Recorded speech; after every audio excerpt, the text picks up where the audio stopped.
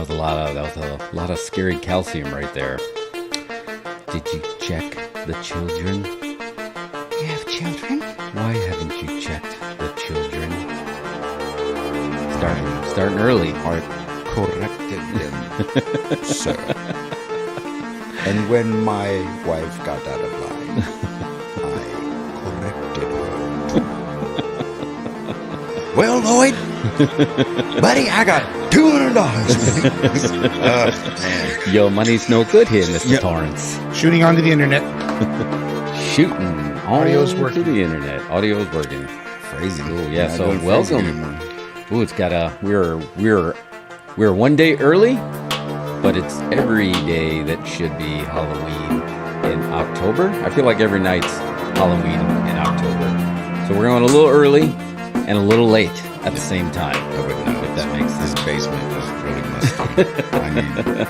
I need some hot cocoa. Well, we're gonna need you because we Pumpkin got a spice lot. would really set it off right. Yeah, you're the human that's gonna show us how to get pumpkin drunk. We're going to be doing a Why Aren't You Watching This? We're going to have a snack time brought to you by your friends at McDonald's, because what's scarier than a clown? I'm loving it. Yeah, and we're going to do some 5-second horror logline reviews read as a comedy. JJ, what's up? JJ, what's up, brother? Thanks for staying Anthony, up late yes, with us. Thank you. Yes. I bet hilarious. Anthony, what's up? Thank you for the yin yang, because yes, this is infinite. Yes, thank you for coming back in. Yeah, the infinite. This is infinite. This is infinitely infinite. So yeah, we got a lot of stuff. We got to pack it in, and then we are going to play a game. Do you want to play a game? Do you want to play? Would you like to play a game? Can you guess these horror movies from innocent-sounding plot descriptions? And then we're going to be Zoom flying in a very special guest for a very special rendition. What's up, Inner Tubes? That guy's of expensive. Halloween Ends. Flying him in via Zoom. Via internet. Is it Marshmallow? It's DJ Marshmallow, isn't it? It's DJ Marshmallow. It is F1 weekend, bros. It is F1, yes. Is that guy's name with the marshmallow head? His name is DJ Marshmallow? DJ Marshmallow. I thought he would have had like a more creative name than that. It's like DJ Marshmallow. But it's a marshmallow. You guys ever use smush pillows? Is that like the Japanese pillows that you date? Yes. And it wraps around your head that you'll never want to date another pillow ever again. I'm sorry, what? What am I missing out on, guys? Come on. Is there a dark web? You didn't introduce our guest. Website? You got to introduce our guest. Oh, yes, Charles. Charles. What's up, Charles? Charles. I know you, Charles. Charlie. You don't like Chuck. You don't like Chuck. It's like Billiam. But you're okay with Chuckles. Because because you made it. That is because you made it. It's a How did the nickname Chuckles come about? It's a gimmick name. Yeah. It's just a gimmick name because he was always good for a laugh. Are we having a laugh? He's like, are we having a laugh? And he's like, he'd punch me in the gut. And I'd be like, and Charles is in charge, so there's that. What's today? Yeah, so you're good, man. You had your impressions were so on point, so we had to bring you in for this game of just like we need somebody with a trailer voice to read these horror log lines in comedic fashion. In a world Yes. where someone goes outside and does nothing. I got this, boo. I'll see you over there. Yes, see, This is great shorts content. You're going to end up on so many shorts next week. I'm not even wearing shorts, Mario. You'll be wearing shorts while you watch shorts that you start in. You wear shorts. He wears shorts. But I'm seriously not wearing any shorts. No one wears These are pants anymore. pantaloons. It's 2022. All right, I think we're already partied started, but let's party start. So let's start off with. Are we gonna go with the Sting for a weird beer, even though it's not technically a beer? It says here it's a dessert wine.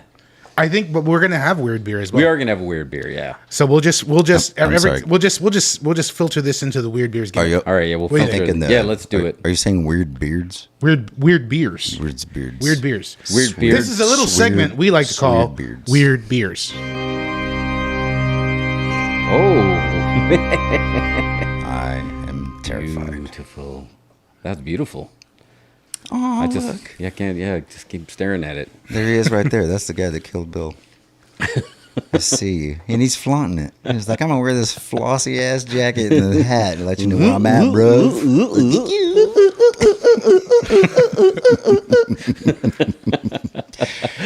god! Yeah, All here right. we go. Oh, and I do Focus. have one other special guest that before I get your drink on.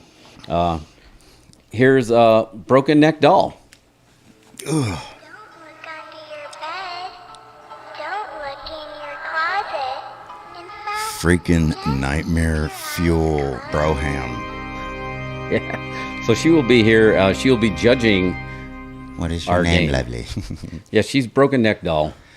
Oh god. Because see, you kind of got the. I know your secrets. I know your fears. Don't bother trying to hide them from me. No pressure. 20 bucks. You're afraid of the dark.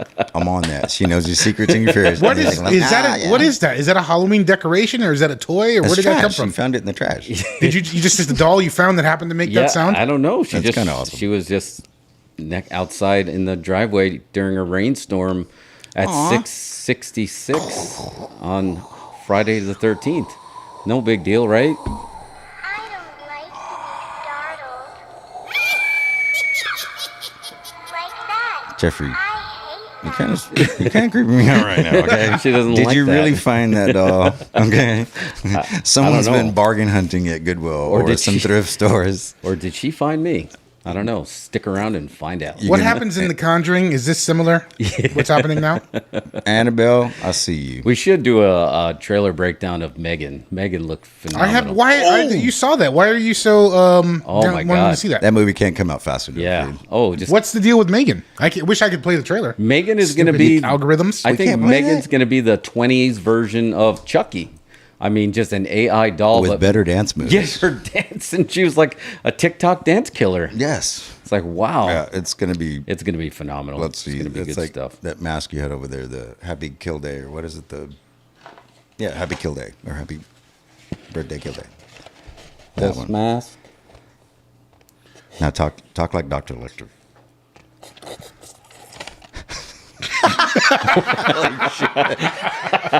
Wow.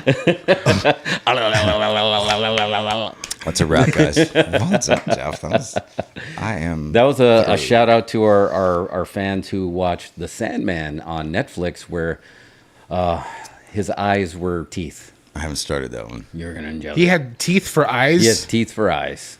How does that even work? I don't get it. It was pretty Well, impressive. you eat with your eyes. Yeah. So, Yeah, he consumed your soul. So, all right, let's get this party started. but hold on. Is so- he made of sand? The Sandman has special sand Is he sleepy all this that time? that blows you in your face and helps you to sleep. All right, here we go. Our first weird beer is actually going to be a happy hooch, a happy Halloween hooch What'd you from call our me? friends at Fulton's Harvest, and it is a pumpkin pie cream liqueur. Why is half of it drank already? Because I was thirsty. Because I was thirsty. It was spoiling right in front of me. Fulton's Harvest pumpkin pie liqueur. Now, what exactly is a liqueur? That's not Yeah. quite Is a it gonna- wine. is it gonna It's not a taste like- liquor. Oh, I'm going the Is it wrong going way. to taste like a Bed Bath & Beyond? Because I don't want to go beyond. This tastes like her candles. Oh, that's a great gimmick for Bed Bath and Beyond. They should jump on that. Sell wine flavored Ooh, like the right candles. There, boo, in these bottles right there. Exactly. Thank you, Let Bed the Bath & candle Beyond. drink the wine. We brought you Yeah. back from your bankruptcy. I don't Next. Yo, welcome back. Man, let's do it. What's next? GameStop? Let's do GameStop. We'll take that one too. So before in case this isn't strong enough, we have some extra special Halloween hooch to help. Okay, put it in the thing. Okay. Just Yeah. in case. Flip it. You got it backwards. So, I there you know, go. but I no, just- that's on. Oh, you don't want to show? Yeah, No, no, No. do it. Shame yourself. No, he's doing right. a game. Oh no. What did this? Oh no. Did you get this at the gas station? Is this what you gave Why me? do they sell fireballs at the gas station now? That's why you were smiling. Yeah. Isn't it? Why is that a thing now? I don't know. That is a thing, but I was like, wow, that would go. You know the mixology meme? We did the blue milk for Star Wars. I was like, you know what would go really good with that pumpkin pie cream liqueur? Fireball.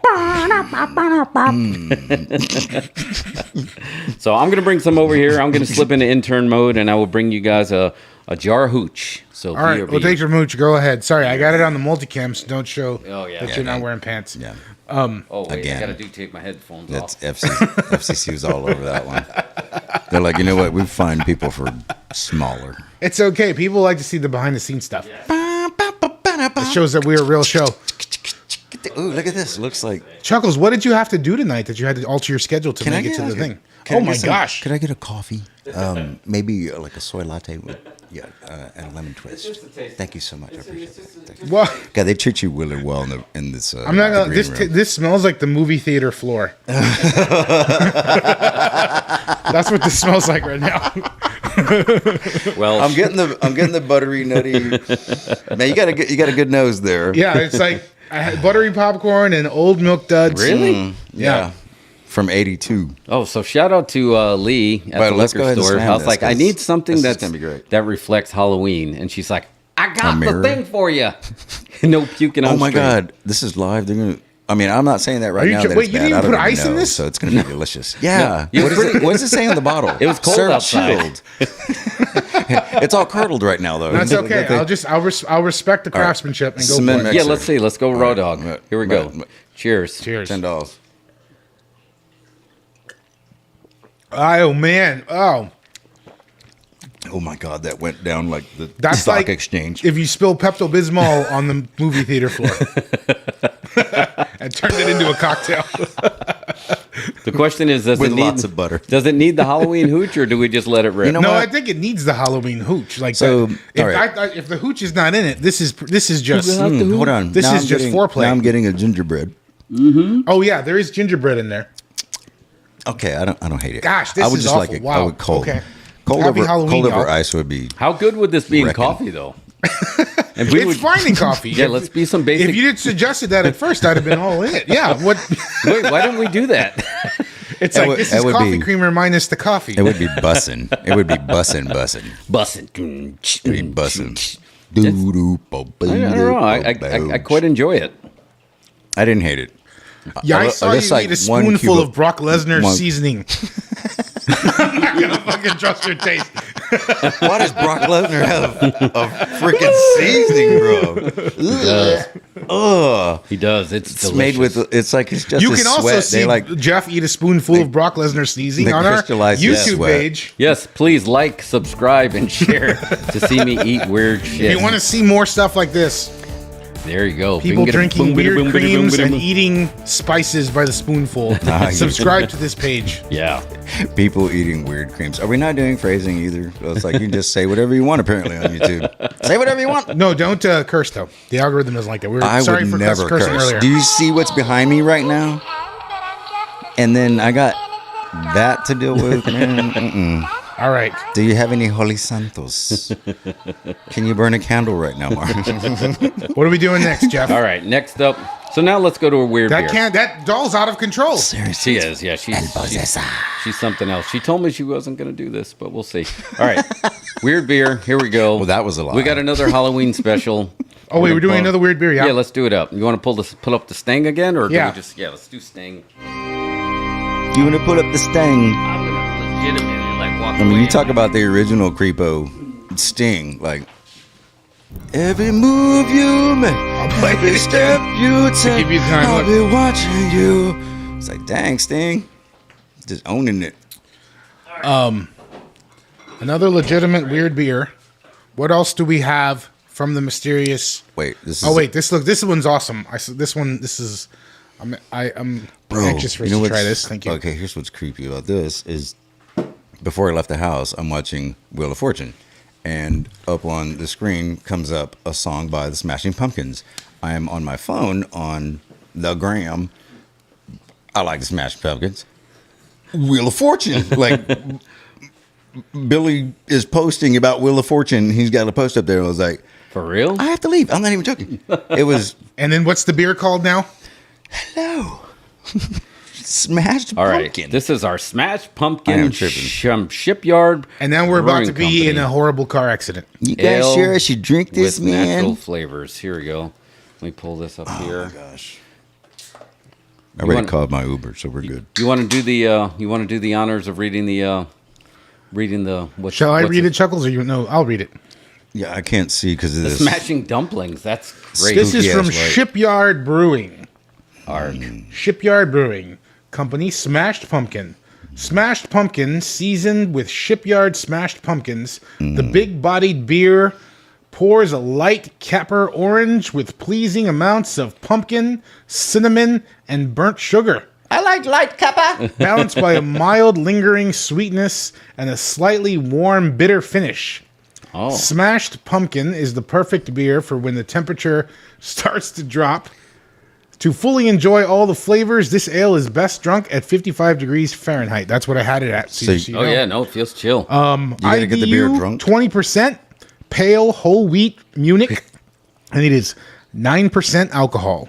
9. Oh, it's packing. It's packing some heat. Yeah.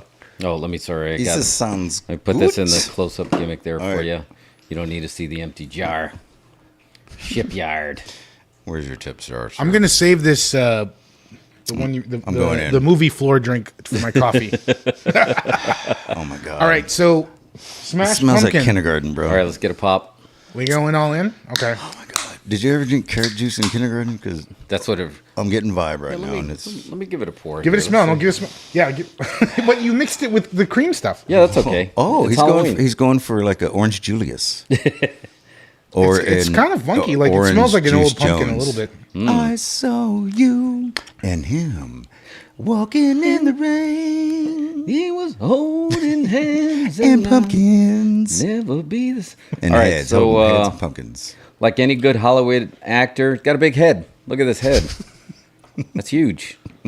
Huge. He's got a That's 'cause huge. you- yeah. look. Yeah, I look, gave it a yeah, bad look at pour, the and I curl. didn't mix it with that's gonna that. be so good. All right, Your custard is gonna come out great. All right, just try Jeffrey. it. I'll Yeah, just- let's give it a Smashed whirl. pumpkin from Shipyard Brewing. big body. Let's do it. There you go, Anthony. Big body. I like that. I'm not usually one for pumpkin beers. I like it. It tastes like Like pumpkin. wood from an old tavern Yeah, but like an old tavern that you like. in a good way. Yeah, And and, that you I know mean that that, and I mean that in the best possible way. It's Yeah. like wood floor tavern beer. Oh, stop it. Yeah, I was going. stop You had it. me at pumpkin, and then now, yeah. I'm okay. Yes, I'm good with wood Floor. floor. More Wood flooring. floor. Mooring. yeah. Wood mooring flooring. Wood mooring flooring. Yeah, that's good. So, where did you actually happen to get to where this guy is packing out of? Look, it matches the orange. Where up it here, too. is located? Shipyard Brewing is in Rochester, New York, bro. Right by Shout your out, hood. whoop, whoop, Bill's Mafia. This tastes like home. It tastes like. Do they have a lot of pumpkins in Rochester? Is that why they were able to make this I work? think it's big. like the pumpkin Yeah, I capital think of the world or upstate New something. York has the most cows, pumpkins, and watermelons. Because of the terrain right. or something, or the clay, right? It's the clay of the soil. and Something then it about like- that. That's what helps the pizza dough too, right? And that's where they bury the bodies. They bury the bodies. You said it like Get that. in Like you there. say, bury Hey, bodies. Did you get your pumpkin? Hey, Vinny's gonna call you. Vinny's calling. All right, that's good. So that is, I guess that's how you get pumpkin drunk. Ooh, there it is. That's ominous. So, so you ominous. guys jumping back to that, because I think the beer is a slam dunk. The beer worked, but going back to Fulton Harvest, did I just prepare it wrong? Was it me or was it the drink? So if we do put it in the lid on it and then lay it on its side in the freezer, and then we revisit it. And No, maybe it'll frosty or like. I think you called cream it. up It or goes something. in coffee. I think it's coffee. It goes in coffee, creamer. or you mix it with like some vodka or something. My mom would love this. She'd be like, "Mijo, that tastes really good. Let me get another one." No, it works the way it is. Yeah, but it's it- definitely a sweet, creamy addition It's to a something. creamer. So yeah, that's what I was thinking. I was thinking it was going to be like an Irish cream, Maybe like kind of a taste. You can make like a nice white Russian variant.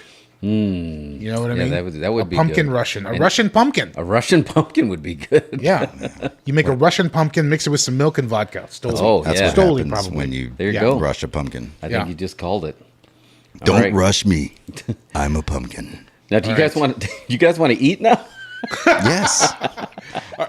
And got one orange more thing. Julius. I want an orange Julius. We got That one sounds more awesome. thing. So we got some hooch, and then we got some beer, and then we got one more thing. I've got a surprise for you. I will You poured your BRB. hooch in your beer.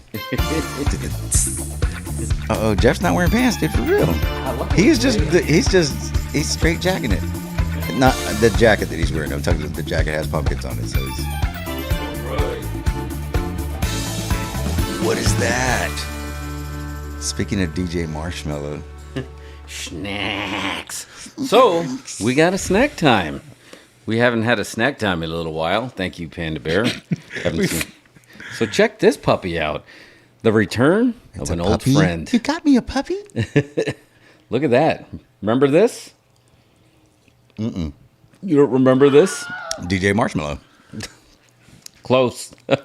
Does look like it is one of three of the returning Happy Meal pumpkin servers. I'm very glad you stopped and got these. Yeah, so that's right. This is what they're handing out right now. This is what they're handing out. Do you remember these, Chuckles? These were like a throwback That's pumpkin thing. that's a They used to little, give these away in the 80s. Well, I got Yeah. one for you, and I hope you Are like these it. from the 80s, or did you get these from the well? I current think release? The good news is it's McDonald's fries, so even if it's from the 80s, you're totally fine.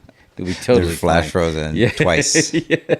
You'll find that under the seat and like, that's still edible. That's real canola oil, kid. You better enjoy that. All right, I'm bringing one over, unless you want me to microwave it. No, you know what? No, let's do this.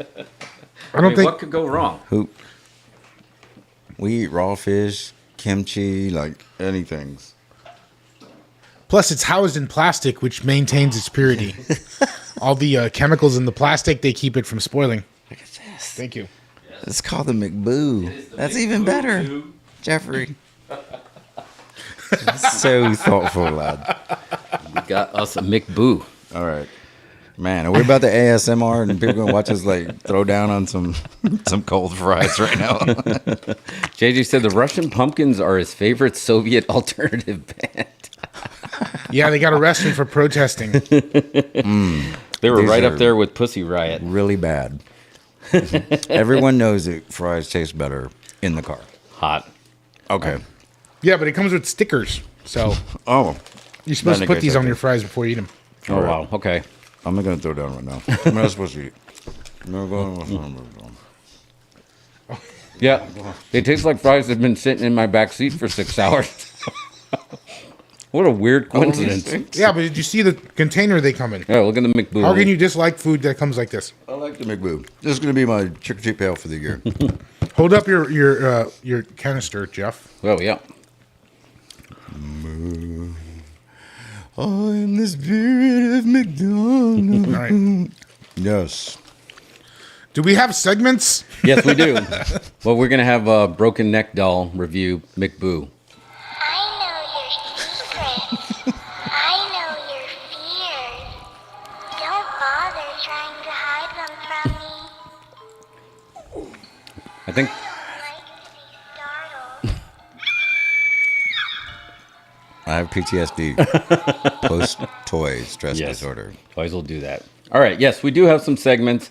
So let's get into it. We got some food in us. We got some drinks in us. So, Chuckles, let's start with you. Oh, boy. All right. We're going to start off coming in hot. This spot is the Is this the game show? horror log line read as a comedy. So here's the rules. I'm going to give you the movie. Okay. You got to read the log line, which I've already provided for you, but you have to read it in a comedic fashion. And then every log line ends with the statement, hilarity ensues. And yeah, that's the game. And what's the game? That's the game. But where's win? the gameplay of part of it? Do I get no, a weapon, that's- right? Yeah, no, we got a second game that's going to be Mario's game. This is just basically this is performance art for Chuckles. So Performance art. performance It's like art. All right. urinating off of a stage into a cup. That's right. Performance art. All right, here we go. Ready. Number 1, American Werewolf in London. And remember, don't forget, at the end of that log line, which I've already provided, which is just one sentence, Hilarity ensued. there you go. There you go. Oh, man, this is going to be All challenging. right, here we go. American Werewolf in London. Oh, I'm feeling it because that movie scared the crap out of me. Okay, here we go. 2 college students on a holiday trek are attacked by a werewolf in English moors. Which moor or the locals would admit it exists? Hilarity ensued.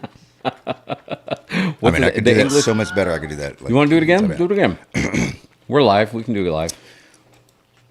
Two college students on a holiday trek are attacked by a werewolf on the English moors, which none of the locals will admit exists. Hilarity ensues.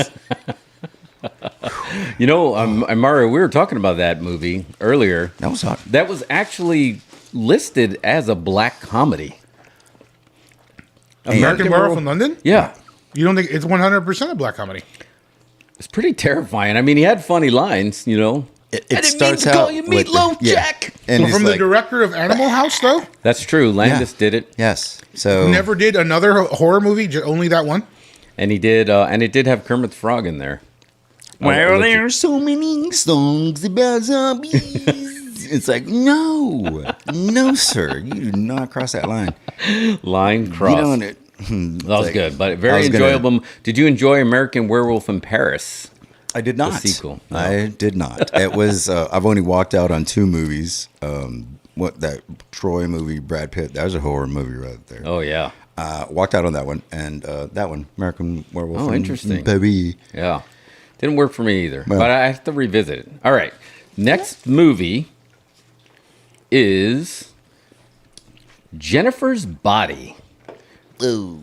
Jennifer's Body, if it was a comedy, by Chuckles and Scene.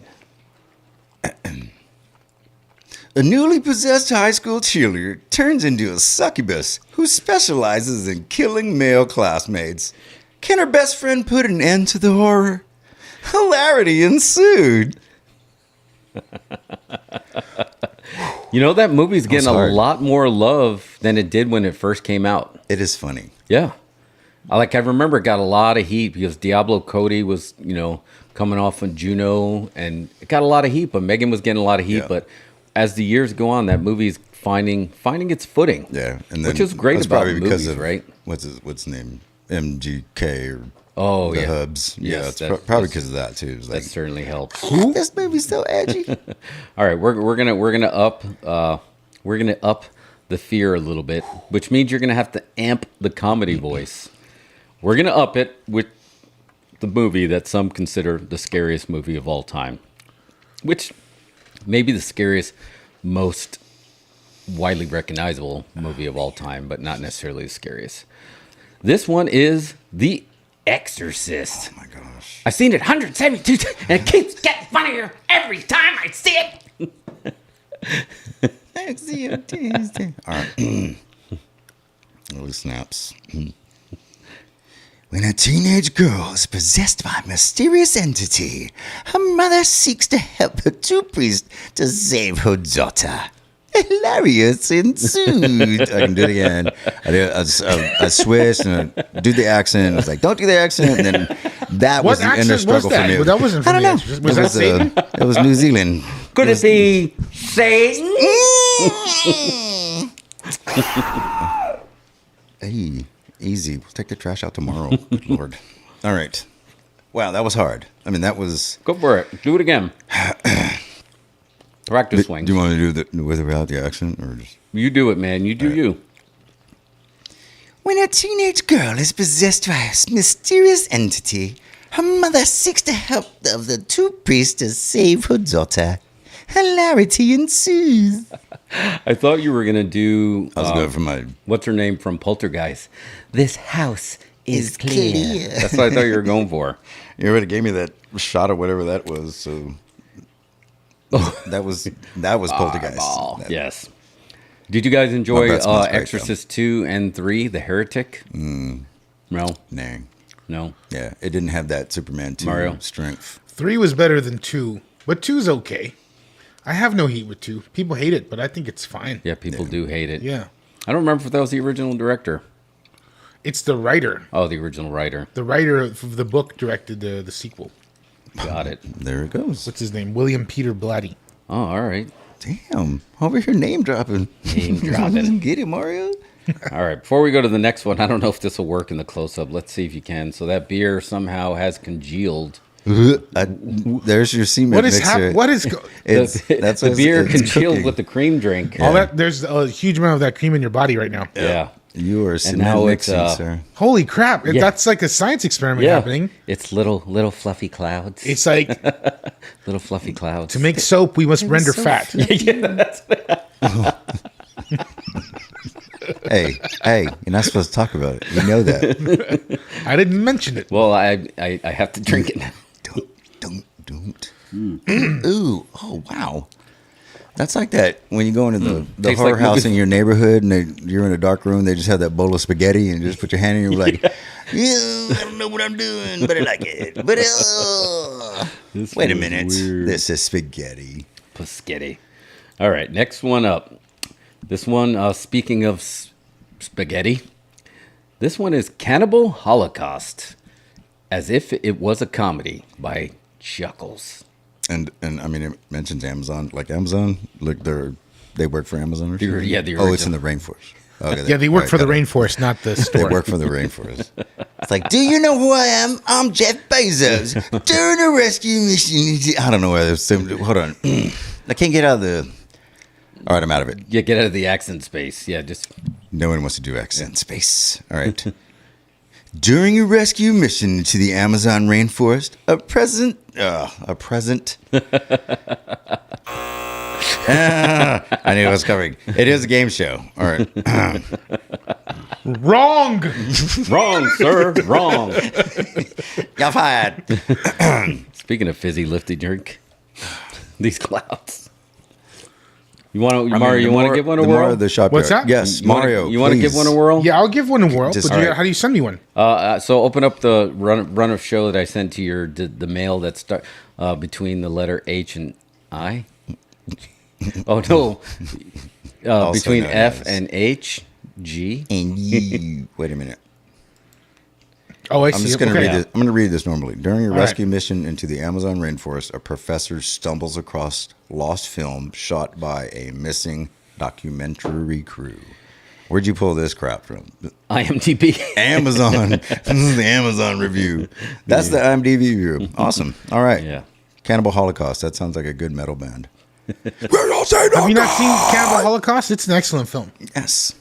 It's really It's good. a love story. Well, if you watch Cursed on Shudder, you find out that. Oh, right. They got a good episode about it. Yeah, Sorry. they do. So the animals, Curse is pretty good. dead. The dead animals were real. The Yeah. dead people were not, Hold on. and that's what got people. When they kill animals in that movie, and it's disturbing. Yeah. They have it in the movie. Ooh, yeah. That's like, yeah. Yeah, that movie. What year did they stop doing that? Like, you remember? Because you could kill a cockroach, and all of a sudden it was like, you can't kill a cockroach or a No. flies, and I don't know when Movie it stopped doing cockroaches that. get their own trailers. They have like a tour writer. It Joe's says you gotta apartment. have Now it's a this horror many- movie. You Joe's haven't seen the apartment is movie trash. Cockroaches from Creepshow doing the convention tours? Oh, dude, there's a line that's around so the building nasty. for their autograph. It's sick. Wait, what are you talking about? What? The first creep show. I'm gonna add that to the list. Yeah, the first Creepshow. All yeah. those. All, Is that a shoot? No. I was like, that's a great idea. You could just go take random cockroaches and have a still grab of the movie and be like, these are the cockroaches from Creep Show. But stand back, because for safety, and then you're next to the cockroach, like, You might Yeah. get one in your mouth. This is the one that came out of his mouth. This photo with him is $35. that was my brother. Wait, no. This one goes in your mouth. This one goes in your ear. This one goes in your ear. This one goes in This your in your butt. butt. Yeah, drink. Fluffy clouds. All right, Mar, are you going to do Holocaust or you want me to do it? You do it. We just did Holocaust. I think we did Holocaust more All right, justice. let's do the than- next one, 'cause this one I than don't remember the- IMDb Do I did. read the title? You can read the title. So this one, ironically, is called Funny Games, but it's not funny. This is a good movie. I like this movie. And don't forget, hilarity ensues at the end. Two violent young men take a mother, father, and son hostage in their vacation cabin and force them to play sadistic games with one another for their own amusement. Hilarity ensues.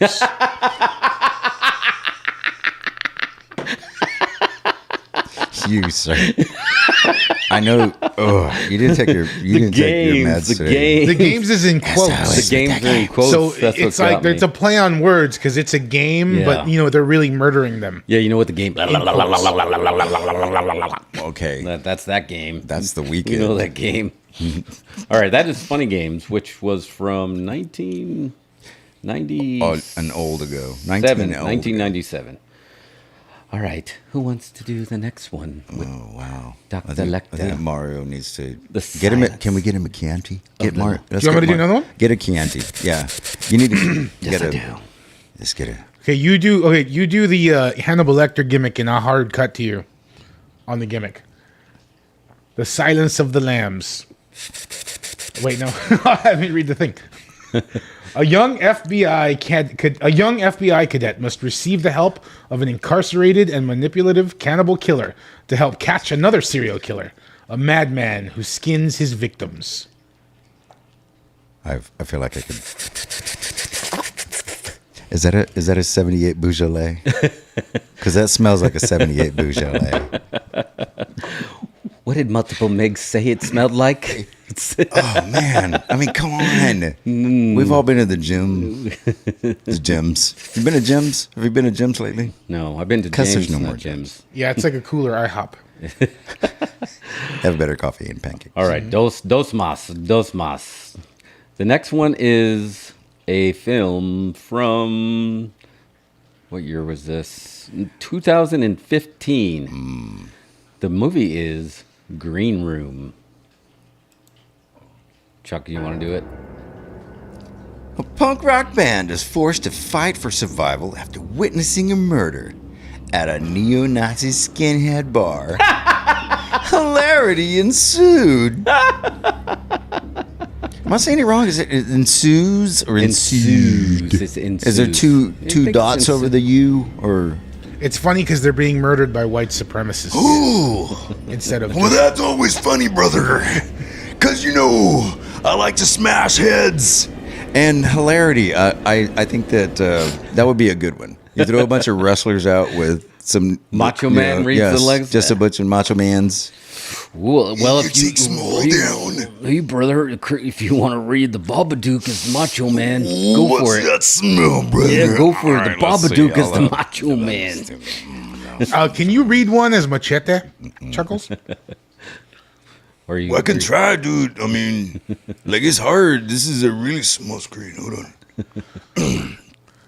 So, check it. Like, a single mother and her child fall asleep deep well. I can't even. It's paranoia, brother. I know. I got it. Oh, I have it. Start from the top. Let's right. A single mother and her child fall into a deep well of paranoia. And when an eerie children's book titled Mr. Babadook manifests in their home, hilarity ensues. That's it. That's all That's I got. good. That's all I got.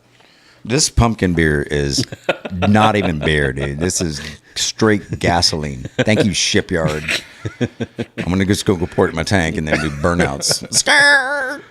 What movie was that, Mario? What are you drinking? Gasoline. What is it? I'm familiar, but I can't place it. No, you got it. Death Till Dawn. Dusk Till Dawn. No. It was a parody. When we were singing the song earlier, "Shaking the Rug" was from the Oh, same Top movie. Secret. Yeah, Top okay. Secret. Yes. Chocolate Mousse says that. Chocolate mousse. Oh, what are you Mousse. drinking? Gasoline. You could not make that movie today. It's No. totally racist. Yeah. What? so that good, was the too. most not racist movie ever. They had a guy named Chocolate Mousse. Well, y'all. Come on, he was the best character. Next to the cow costume that they had to put on and then walk through the yard. Oh, JJ thought he was listening to Machete right here in studio. Oh, snaps. Yeah, Dude, that, I Wow. just can't. This is another YouTube channel. Is Machete reads log lines. That's it. Copyrighted that. Don't like to copy read, this. like, We're the you four know, of you that are listening right children's books and stories to put them to sleep before they go into the dark side. You gotta grab them. You try to. Do you like? Do you like? It's like massaging their minds. Do you like? Do you like Machete describes Star Wars or something? It's really cold out here. I'm floating, and there's. Space is cold. Hey, Chewy, Capos, give me another beer. Let's see. Yeah, bro, it's real cold. I don't want to be here. Space is. And scenes. Space Well, is I the call my own place. scenes. Space is the Hey, place. I'll be in my trailer. That hurts. That really hurts myself. No, it I hurts. actually like Danny Trejo. I respect what he be repping. He's good, man. We're not burying him. He's Yeah. awesome. You're No, doing I a great know. impression. That's the highest It's getting- form of I was just flarity. getting parched in the throat. So Oh, yeah. Imitation. He's got a great rep. You know, you give him this 10K. Shipyard We smashed sponsor with pumpkin. 10K. We'll get him on the show. I used to be a little boy. And then I drank Shipyard, and it was like, hey, yo. No, not so much. All right. But it is did good. anyone After- bite the cheeseburger before we go on to the Mario's game? I already ate the entire cheeseburger. Oh, you did? Yeah. Yeah, it held up well. I've been doing keto guido all day. It's the first thing I ate. It's pretty sturdy. So Yeah, no, it's good. Like you can just like stack them for the next disaster. Stack 'em, yak 'em. how do you is it give it to me, because Give it to me. I want to go What's the that? other way. Like I want to like, oh, I'm gonna Mad Diesel. You know what I mean? What do you mean? Go the other way. Like the keto, like you can eat Oh, whatever you want, or you have to eat those specific I mean, things. I'm just trying to like get on a program. Like I just had like a shake earlier today, and then I did just like coffee and water the rest of the day. So I was starved. I had like some corn chips earlier because I was like, those don't have flour. You just got to make show days cheat day. Yeah. That's what I do. But no, I'm good. I hadn't eaten. I Solid. just ate the burger. But you know, whatever. I'm just trying because I'm going out of the country on Friday, and I don't want to die in another country of like. So you got to walk way more in Europe. Fucking Midnight Express. Don't get messed up over there. Yeah. So it'll be or good. kidnapped. You know, they would Mike, would what's totally up, take man? you. They would you'd be taken. Who would like hostile? Yeah, somebody like Liam Neeson. I'm a man of very specific skills. Get in the van. Okay, do we have more log lines? Yeah, well, no, actually, that's the end of Hilarity Ensues. Suze. It wasn't Suze. It was ensuing. So we're gonna go through real quick. We're gonna do Mario's game, and then we're gonna take a quick fake break, and then we're gonna zoom in our guests. But are you ready, Mario, for the game? And no one else has seen this advance. Can you guess these horror movies from innocent-sounding plot descriptions? I would like to play a I game. said, are you ready? All right. All right, here we go. Number 1. A nuclear family spends the winter at a fancy resort where the son discovers he possesses a unique talent. Could you read it again, please? In a regular voice, please. A nuclear family spends the winter at a fancy nuclear? resort Nuclear. where the son discovers he possesses a unique talent. It's got to be The Shining, right? Correct. It is The Shining. The tide of terror that swept America is here. The Shining, the Kubrick The Mr. classic. Movie Guy voice does throw me off. Damn. All right. That's the part of the game show. Good job. Good job. Seriously. All right. Here is number 2. An unpopular high school girl dreams of going to prom, and as it turns out, to be a life-changing experience after she gets herself out of a sticky situation. Carrie. Correct. If you got a taste for terror, take Carrie to the prom. Carrie, Carrie. Is that a real song? All right, it is. All right. Number 3.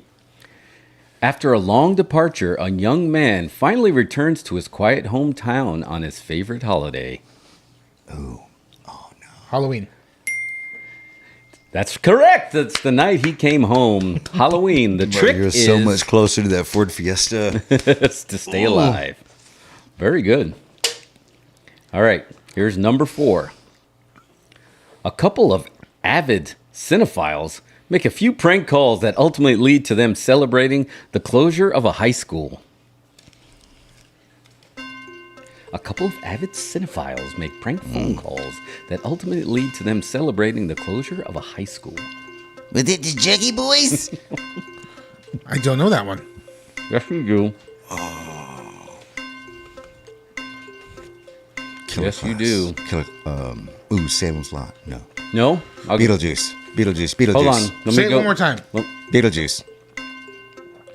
A couple of avid cinephiles make a few prank calls that ultimately lead to them celebrating. Scream. I was going to say, if you didn't get it, I was going to say, let me go get you a clue. I'll be right back. Hello, Sydney. I think we watched the whole series here recently. That's one of the good ones. All right, ready for another one? A successful author is inspired to write the ultimate fan fiction after a heroic rescue. Is it Misery? Correct. Misery. You know, they say misery loves company. We should build a factory and make misery. Ugh, I'm sorry. Frustrated Incorporated. We're demonetized now. Oh, the McDonald's is working. I know what you need. All right, ready? Number 6, sir. I'm going on. A close-knit group of explorers experience a huge breakthrough while returning from their latest mission. A close-knit group of explorers experience a huge breakthrough while returning from their latest mission. Is it the actual movie Explorers? Wait, that's not. No, it's got to be a horror movie. That is got to be a horror movie. Say it one more time. Does it have Kevin Bacon? A close-knit group of explorers. It does have Kevin Bacon? No. Okay, no Kevin Bacon. Experience a huge breakthrough while returning from their latest mission. And you could, we're going to give you a hint. In this movie, there is a breakthrough. Hello, my money. Hello, my darling. Hello, my ragtime gal. The Warner Brothers Fog. No. Well, what? No. Sorry, I threw you off, but I was saying Spaceballs. It's Alien. It is Alien. Okay. That was the breakthrough through the chest hugger, face hugger. Can you give him the wah-wah? Do the trombone wah-wah, please. It's not a personal vendetta when I play that. All right, next up. A young man with disabilities but limitless ambition rises above his fears and finds redemption on his own terms. Wow, Fear and that's loathing. really hard. But you might be able to get it, but it's tough. It's not Forrest Gump, is it? Got to be a horror movie. Has to be horror. Horror. The horror. The Oh, horror. the humanity. Anthony Guest Family Guy. These fries will get better. Wait, say the clue again. The clue is a young man with disabilities but limitless ambition rises above his fears and finds redemption on his own terms. Man, Jesus Christ Superstar. I don't know this one. Well, I'll give you You got a clue? yes. Am I supposed to be guessing? There's a You can guess as well. Yeah, you can guess. I was a blurry Did shit you out. get I it? got, like, I got Tourette's. No. Oh, I thought you Jesus Christ Superstar? No, Jesus Christ, no. Well, there's a clinical name for what his phobia is. Do you know what it is? Drowning. Wait, is it Friday the 13th? Yes, it's Friday the 13th. I don't understand the description. That's just... Well, he has disabilities because he has deformities, but he has limitless ambition because he won't stop. He rises above his fear of drowning and finds redemption on his own terms. That's like a... Killing it's like all a New York the Times sinners. crossword puzzle, dude. Yeah. Killing all. All right. All right, here we go. I wasn't ready. I had a French fry in That my was tough, mouth, so yeah. I'm just going to go with that. Next up, a woman discovers the joy of motherhood and learning how to roll with the punches of being a parent. Aliens. It's a limitless ambition. That's right. Let's be honest. No. Okay, so you know it's got a baby. A woman discovers the joy of motherhood and learning how to roll with the punches of being a parent. Firestarter. I'm a fire starter. Dude, I don't know this No, one it's either. not. I have no idea. What's the Did hint? you write these? No, I did not. This is from sideshow.com. These are It's a sideshow Amazon. block. These are Amazon comments. You bought these on Amazon? They have game show questions on Prime? Do they come in a day? Oh, rash. Oh, I'm trying to give you the hint.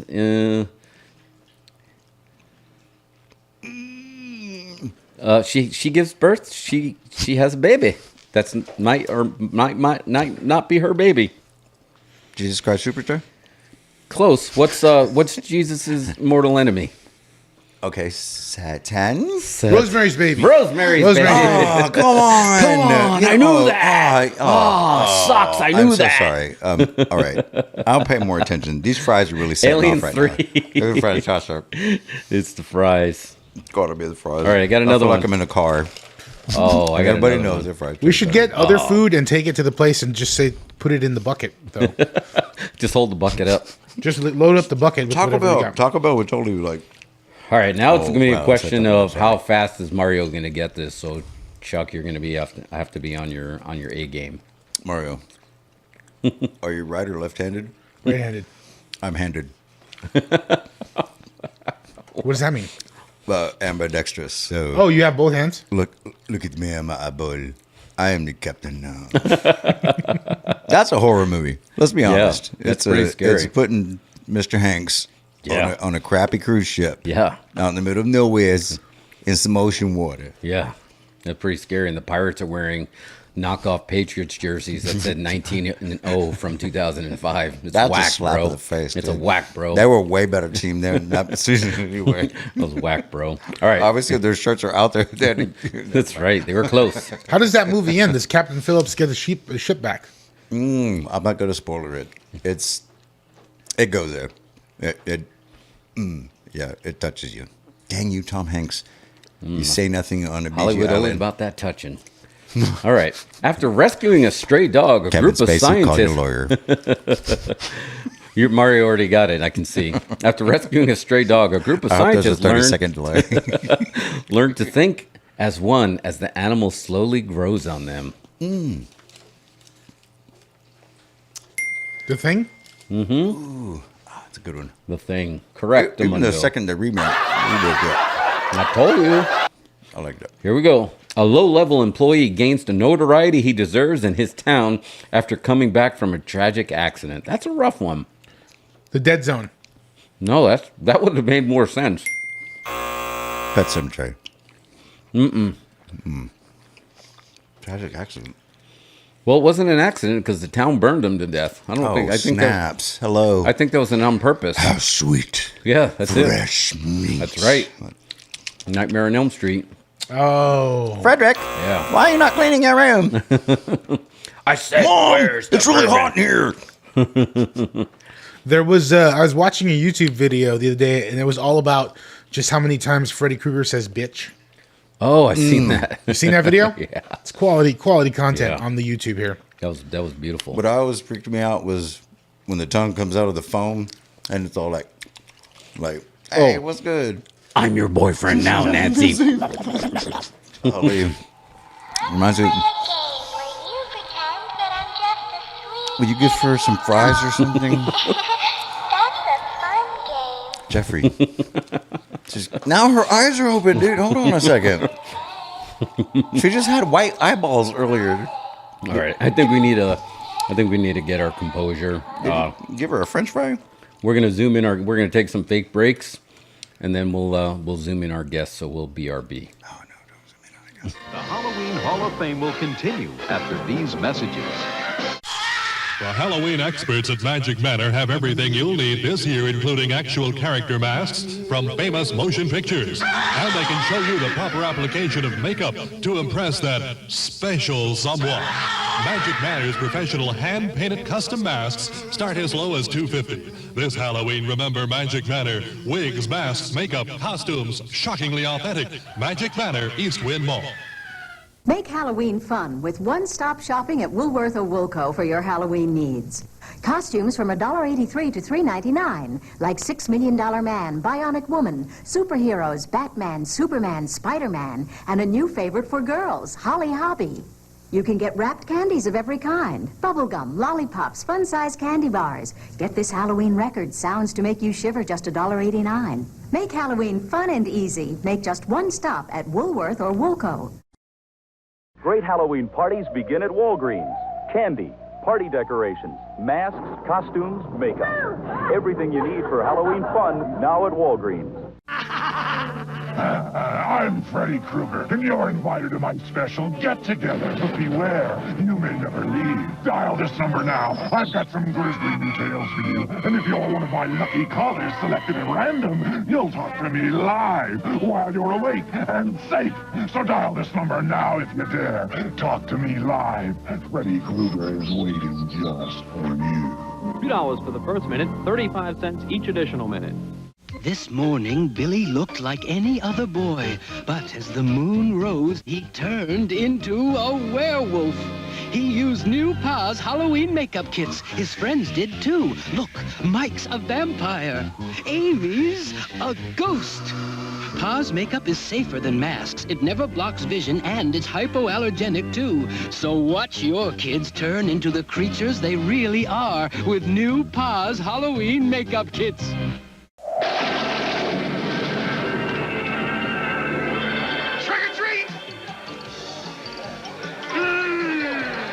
I knew I should have worn a costume. Yo, Bo Peep, what you got in your bag? Introducing Roy Rogers' Big Chicken Deal. 2 plump and juicy pieces of fried chicken, hot, crisp fries, and a fresh baked biscuit.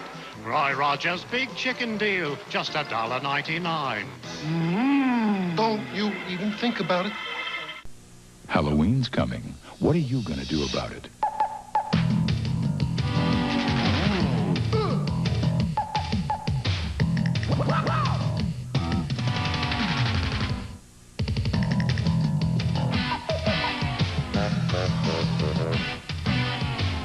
Whether you do a little or a lot, be an original this Halloween and find yourself at Hallmark. Hallmark has a way. And at participating Hallmark stores, get your hands on the Spooky Sounds tape, full of creepy sounds and Halloween theme songs. $1.95 with any $5 Hallmark purchase. Only at participating Hallmark stores. It's a scream.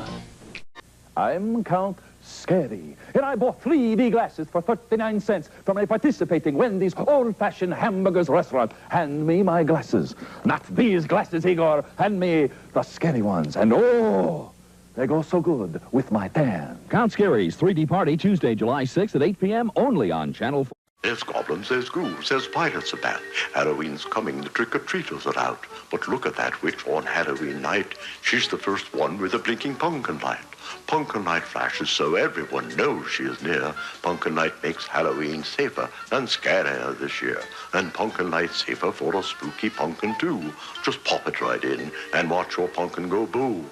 Pumpkin light is available at Osco, Purity Supreme, Spags, and Leewards. It was a Halloween party where fantasies come true.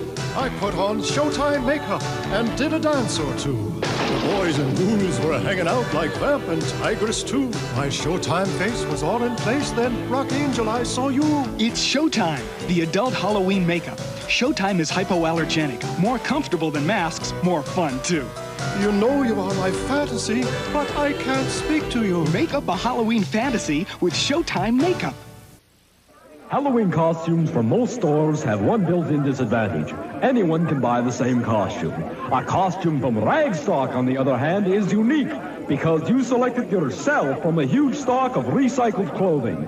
Create your own Dracula or Superman.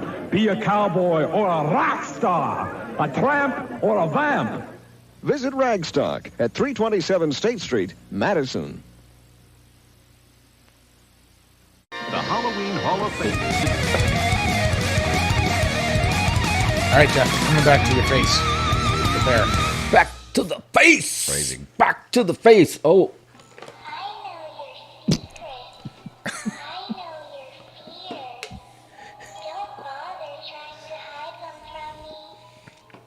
She tells me that all the time.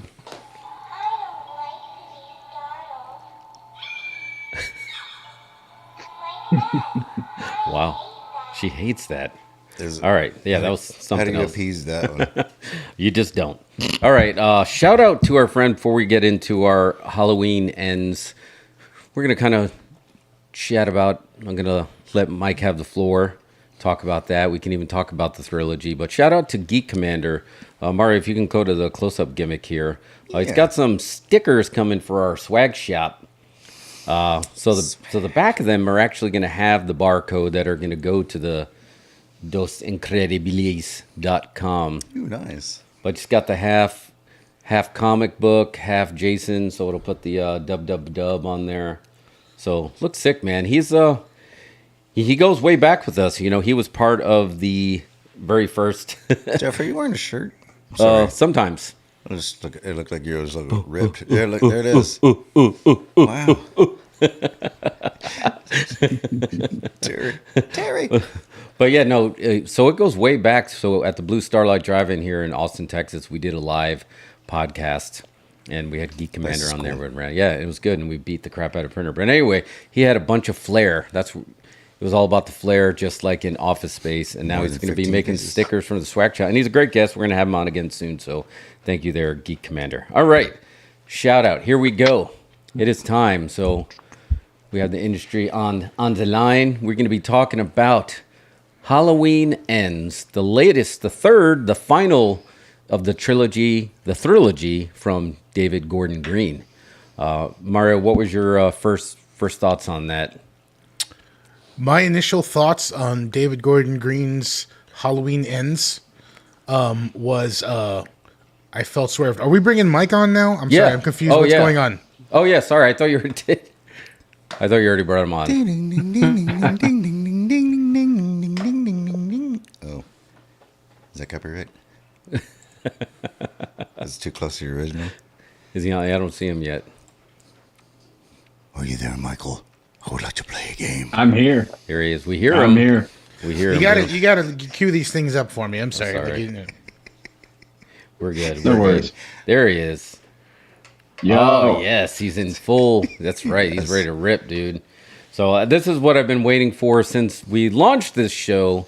This was one of the first things that I wanted to have on here, is get to see Mike, deep down Mike, after dark Mike, real deal Mike, when he just lets it rip. He has some great stuff out there. So he actually has something prepared specifically for Halloween Ends. Mike, I don't know if you want us to get into Halloween Ends and then you throw it in, or you want to just serve it up right up. You want to get into it a little bit first?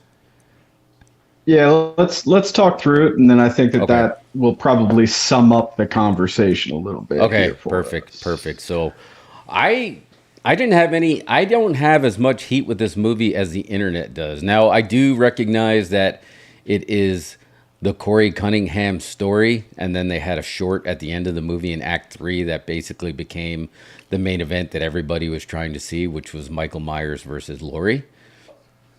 So I feel like this felt like it wasn't mapped out, and they didn't have a way to space out the story of Laurie versus Michael over 3 films. So then they put this really good story in front of 3 that had nothing to do with the movie at all. And Mario, you threw out the warning, the spoiler-free warning before I went and saw it, and you said that the main character in here is not in the trailer at all. See, that was when you said, what was my initial thought? My initial thought was I got swerved here. Now, I don't necessarily dislike the movie. I think it's fine. I kind of want to see it again so I can watch it fresh. But initially, I'm just like, oh, I got swerved here. This is not the movie you sold me. How much of the original storyline plot does it really keep? It just feels crammed in there at the end. That's what it's like. It feels like they wrote the Corey Cunningham Halloween movie, and then Jason Blum or somebody in the studio said, you need to add more Michael Myers at the end. You can't just have him get beat up in a cave. You need the final showdown. Yeah. It's like, well, we don't want to do that. That's the whole point. Halloween ends. We're just getting rid. But I just felt that felt jammed in there, and that's why I think it feels like a short, Yeah. Like Martin Short? But you asked earlier when I quit watching, that's when I quit watching, was the whole Jason versus Freddy and all that Michael Takes New York or whatever it was, and I was like, I can't do this anymore. There's too many of these. It's like Lethal Weapons. As I think about the movie, I kind of want to watch it more and again. Yeah, I'm telling you, I think the internet's pretty divided. I don't think they necessarily hate it. And I told Mike, and I told you this as well, I enjoyed it more in the theater. I think I would have had a more negative reaction if I would have watched it at home first. I was in the dark theater. The theater was kind of empty. Smell like buttered popcorn on the floor. Yeah, exactly. Yeah. What we just drank. Carpenter's music was playing perfectly. Like that. It set the vibe. And I think that helped it a lot. And I think, nostalgia helped to carry this through. I wanted to like this, which made me like it more than I probably would have if I didn't want to like it. If that makes any sense. It's kind of like... Is there lavender? There's lavender. I'm getting lavender. Hold on. Mm-hmm. And there's hints of asparagus. Asparagus. Some grapefruit. Yeah, I mean, it was just tough, right? Like I think that there were things. So first of all, looking at this as a trilogy, first movie in the trilogy, super hyped. Everybody was pumped. Laurie Strode is back. She's hardened. Oh my God, what a fucking approach to take. Second one, everyone's like, okay, now we're gonna go on. Michael's gonna survive, you know. And then you get to the third act in that second one. I mean, first of all, like Evil Dies Tonight becomes this like memeable thing that they're saying over and over and over again. And people are jumping off of the second floor of buildings and like exploding on the concrete below. And you know, it's bad, but it's kind of bad in a good enough way. I agree. I think but I didn't have a whole lot of heat with Halloween Kills. I enjoyed it. That's the one where Jamie Lee is already grandma and right. No, the first one she was all kind of weaponized. This was when she went into. It was a year later, right? And then had him locked in the basement, and then you see him escape. The Halloween Kills was the same night. Yeah. Oh, it was the same night? Yeah. Oh, that's right. Because he escaped from the firehouse. Yeah. That's where it starts. Okay. Which it was a great scene. That was a great scene. That him escaping the firehouse and slaying the fire department. That was unreal. Like that really did set the tone. Beautiful. And I feel like angry Anthony Michael Hall added to this like this more gritty horror effect, right? Of just like, oh wait, that's Anthony Michael Hall, but he looks heavier and he looks meaner, and he's talking about Evil Dies Tonight. I feel like that added to that, like made that movie more likable. I think Anthony Michael Hall. I think these movies are gonna be open to interpretation for a long time because David Gordon Green is a good filmmaker. You know what I mean? His movies, he makes really good movies, and I think these movies were affected by focus groups and studio folks that said change this, change that, make it more of a guaranteed something people will be interested in, other than trying to do any ideas. I just think because I think the first one was a great straight up continuation of Halloween. It worked, but then it's like, where do you go from there? Yeah. Someone brought up this theory that the movies are in the wrong order. He's like, Halloween 1 should have been Halloween Ends, and then you build to Halloween 1. Oh, okay. Well, but I think that's part of it, right? Is that like the first movie is inspired. That was a vision that like they had in their head for years and years before it actually found its way to screen. Masterpiece. Everybody loved it. Hell yeah, that's the approach to take. That's where we go with this. This is something to do. And I really struggle to like look at this trilogy as anything other than the trilogy, because the first movie feels like a trilogy in and of itself in a single movie. Second movie comes in at the end, like at the non-studio interference end. I feel like Michael Myers dies in the second movie. And then the studio interferes and he has to come back and show up in the window, and it's like, oh, Michael Myers survived, he kills this person in the final stinger. Hell yeah. Okay, let's remove that. Let's say Michael Myers dies in the second movie. This movie makes so much more sense without that final stinger. And then I think it also makes a lot more sense without the third act stinger that they really shoved in, because the Laurie Michael show off was supposed to be happening in the first movie. You can see the bones of what they were going for in there. You can see like, David Gordon Green and Danny McBride had some kind of vision where they wanted Michael Myers to die in the first one and then continue the two sequels without him, rather than just being, oh, he's still alive. Like they had some kind of long-term plan where it was going to be the idea of Michael Myers after he's dead. Or maybe it's like he still gets that fire scene in the second movie. So you think he's dead in the first movie. We get to first act of movie 2. Michael Myers is alive. Oh shit! Michael Myers dies immediately, and then you're cut, and Laurie's in the hospital. There's so much potential overlap with all of these other characters. If that thing with Corey is happening at the same time that Laurie Strode is in the back of that truck asking the firefighters not to go there, and the firefighters happen to get an axe into Michael Myers' head, and the real horror of the second movie is that Corey is there because the kid is there and the family's there and evil dies tonight. All that stuff still happens, but Corey's watching it. He's building a relationship with Laurie's younger with the daughter. So all of that like relationship building happens in the hospital in the second one, and it doesn't feel like this like romance speed run in the third movie that it ends up being. That's exactly right? That's right on the money. Yes. Yeah. That's the thing, is that we don't know Corey till the third movie, and they didn't even put him in the trailer, so we have no idea who it is. We have no idea who he even is when the movie starts, and you're like, just buy in, just go with it. If they had just put him in a scene in Halloween Kills, Halloween Kills, it would have perfectly just planted a seed.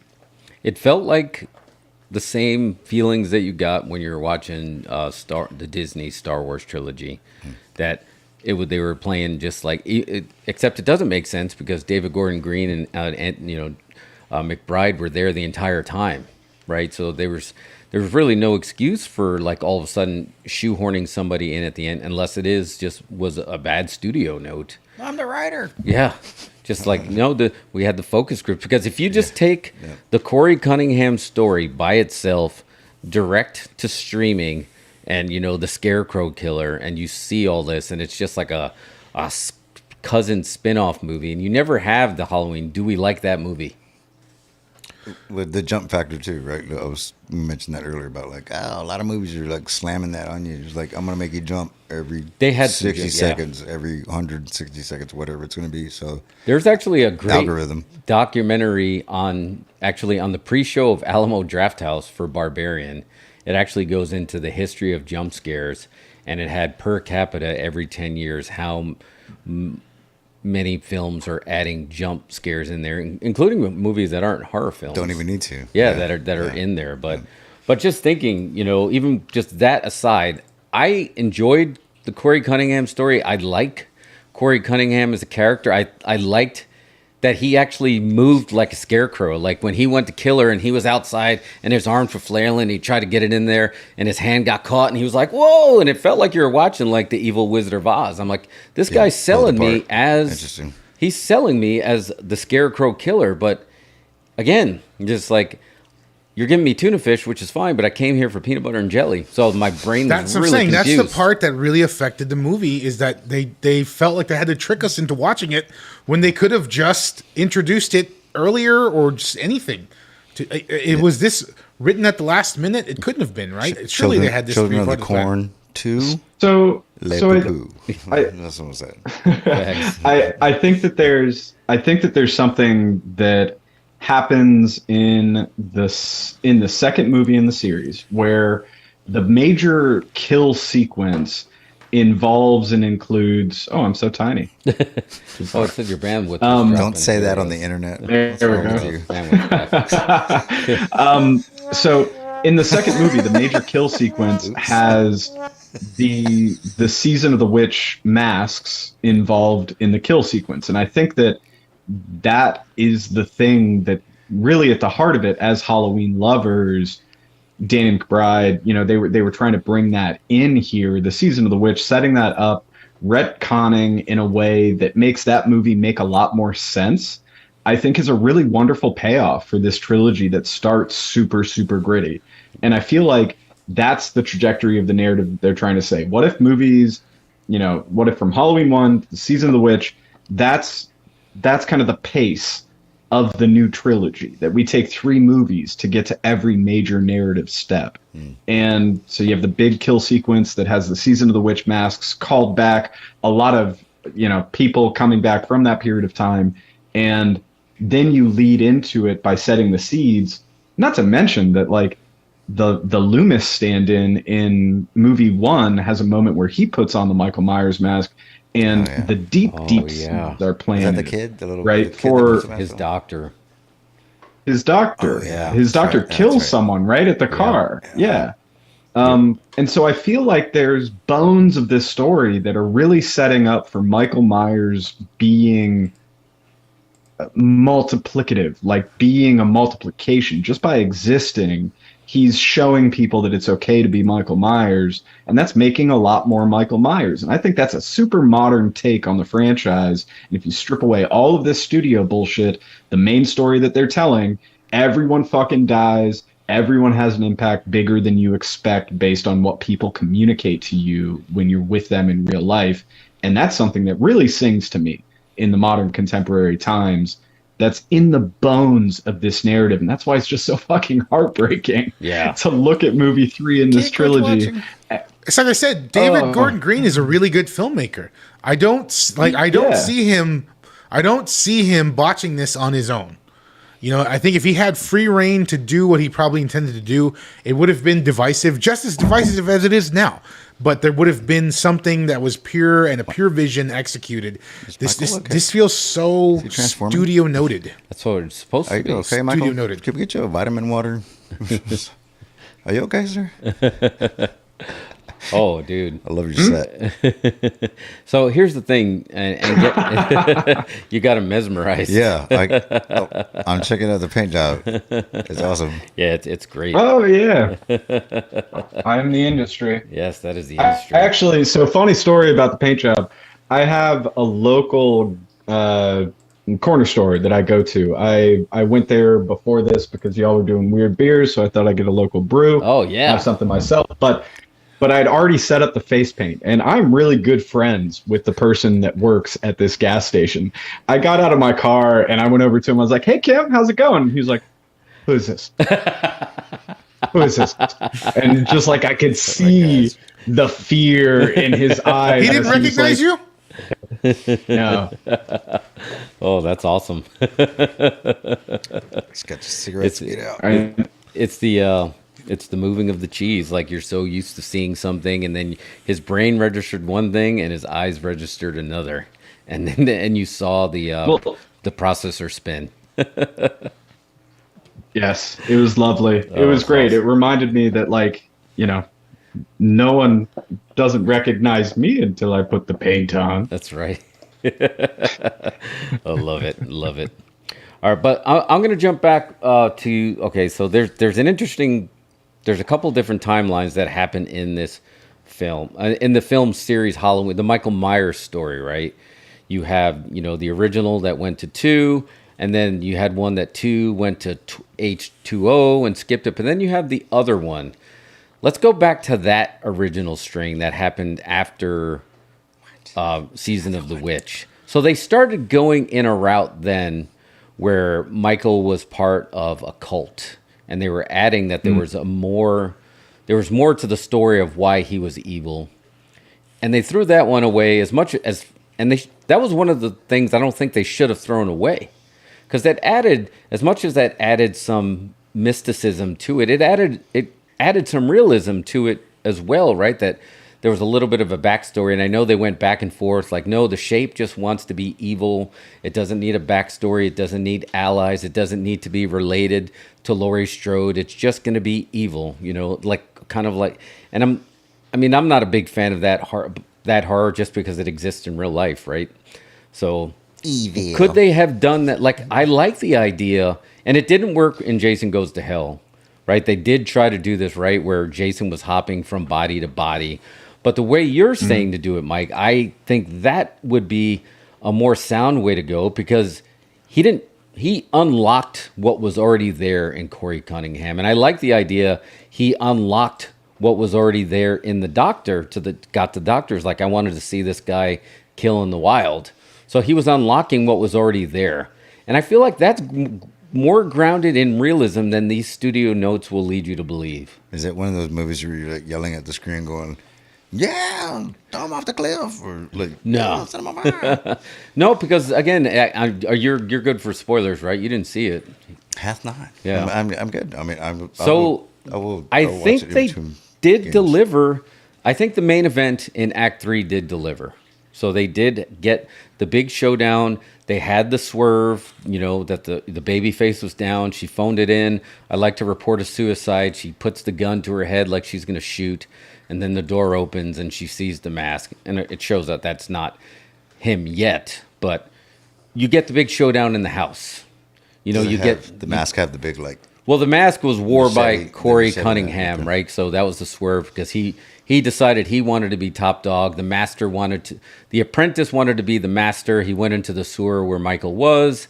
He literally ripped his face off. He's like, I'm doing this, you know. I'm watching this. And then he went after, and then he got all the revenge. He used Michael as the excuse to do what he already needed to do. But I feel like I'll come back. the ending did deliver. Were you guys okay with the ending of basically Michael losing and getting chopped up in a meat grinder? So can we just hold on the meat grinder thing for 1 second? Because there's something that you talked about in the lead up to this that was around the cult and the notion of Michael Myers being a cult leader. And so I don't really think of the Shape as a cult leader, right? Like he's not the Charles Manson cult leader, but he's the cult of personality leader in the way that CM Punk dropping the pipe bomb paves the way for people down the line to then drop additional pipe bombs for the MJFs, for the other people. He's paving the way. Michael's paving the way. He was a brutal killer, senseless. So all you got to be is as sensible as Michael Myers, and now you're a story the news is prepared to report on, right? So like that's the Michael Myers. I still see like the Stu Macher potential coming back from prison, surviving the television, having the harem of people writing into him, and him actually turning bad because he was the most sympathetic villain in the entire Scream franchise. That's the path where I can see like a cult of, you know, a real cult happening versus the Michael Myers who really could just beat this whole Joker movie trilogy to the punch by having Michael be a virus. It's closer to the Frighteners than it is to the Jason version of it. Touch where you have to touch the next person. Yeah, you have to touch them, right? Like Mike Myers is touching people deep in the soul, and he doesn't have to stab them to do it. That's the story that they're trying to tell here. And I thought that was the direction they were going. Right, so the first time we see Michael on screen, he grabs Corey, got the goozle, you know, Kane style, pulls him in close. They lock eyes, and then now he can see all the pain, all the fear that Corey has, and it had a little bit of a glow to it. And I feel like that was leading to what you were saying to do, right? That he touched him, he looked into eyes, window to the soul. He saw his soul, and he basically gave him the freedom to release that pain out of his soul. How much do we think that those scenes were just added in? I feel like I think Corey died when he got thrown off that bridge. Oh, by the bullies, by the band bullies. Can you believe that? Band bullies in 2022. Yeah. Band bullies with one outfit. Yeah, the one guy was even ass motherfucker. Yeah, he's literally spinning a drumstick, and he's like, "Hey, what are you gonna do? Get that guy!" It's like, what is going on? It's like Dooley. He's like, "You gonna go fight with the T-Birds later?" It's like it's not like a the tough new version of the No, Warrior. they just got done. They just got done bullying Doug Funny down at the Honker Burger because he stepped on a ketchup packet and it squirted on his shoes. Oh, that's awesome. No, but check this out. I think that all that Corey stuff with Michael Myers in the cave is reshoots. Like it just smells of reshoots to me. I agree with that. I agree with that. Like it's very no Michael Myers in this movie. Exactly. None. And the only time he appears is in this cave with only one other person in the cave, right? That's easy reshoot stuff. So they added in this narrative. He wasn't even there when they killed the hobo. Yeah. They added in some kind of narrative to put more Michael Myers on the movie. I think that David Gordon Green, Danny McBride were going all in on the Corey Cunningham story. That's probably always their intention, but Universal said, no, put Michael Myers in the movie. So what you're saying is you and that makes sense with the notes, but what you're saying is we never would have saw Michael Myers in 3. So when he disappeared in 2, they technically killed him on the streets, but then they said he didn't die in the streets, and then he disappeared to never be seen again. And that's how the virus spreads. No, I think that's like bringing Jason's mom back. They'll be like, I think that Mike is right. They probably fully intended to kill him in the first one, and then go on with the other 2 movies without him. Like I think that the ideas are there. You've got You've got him. He dies in the first one, but the night continues because what happened. Like it's easily they could fix that really easy and could still have Halloween kills happen. They killed him in every movie. Yeah, they killed him in every movie. Yeah.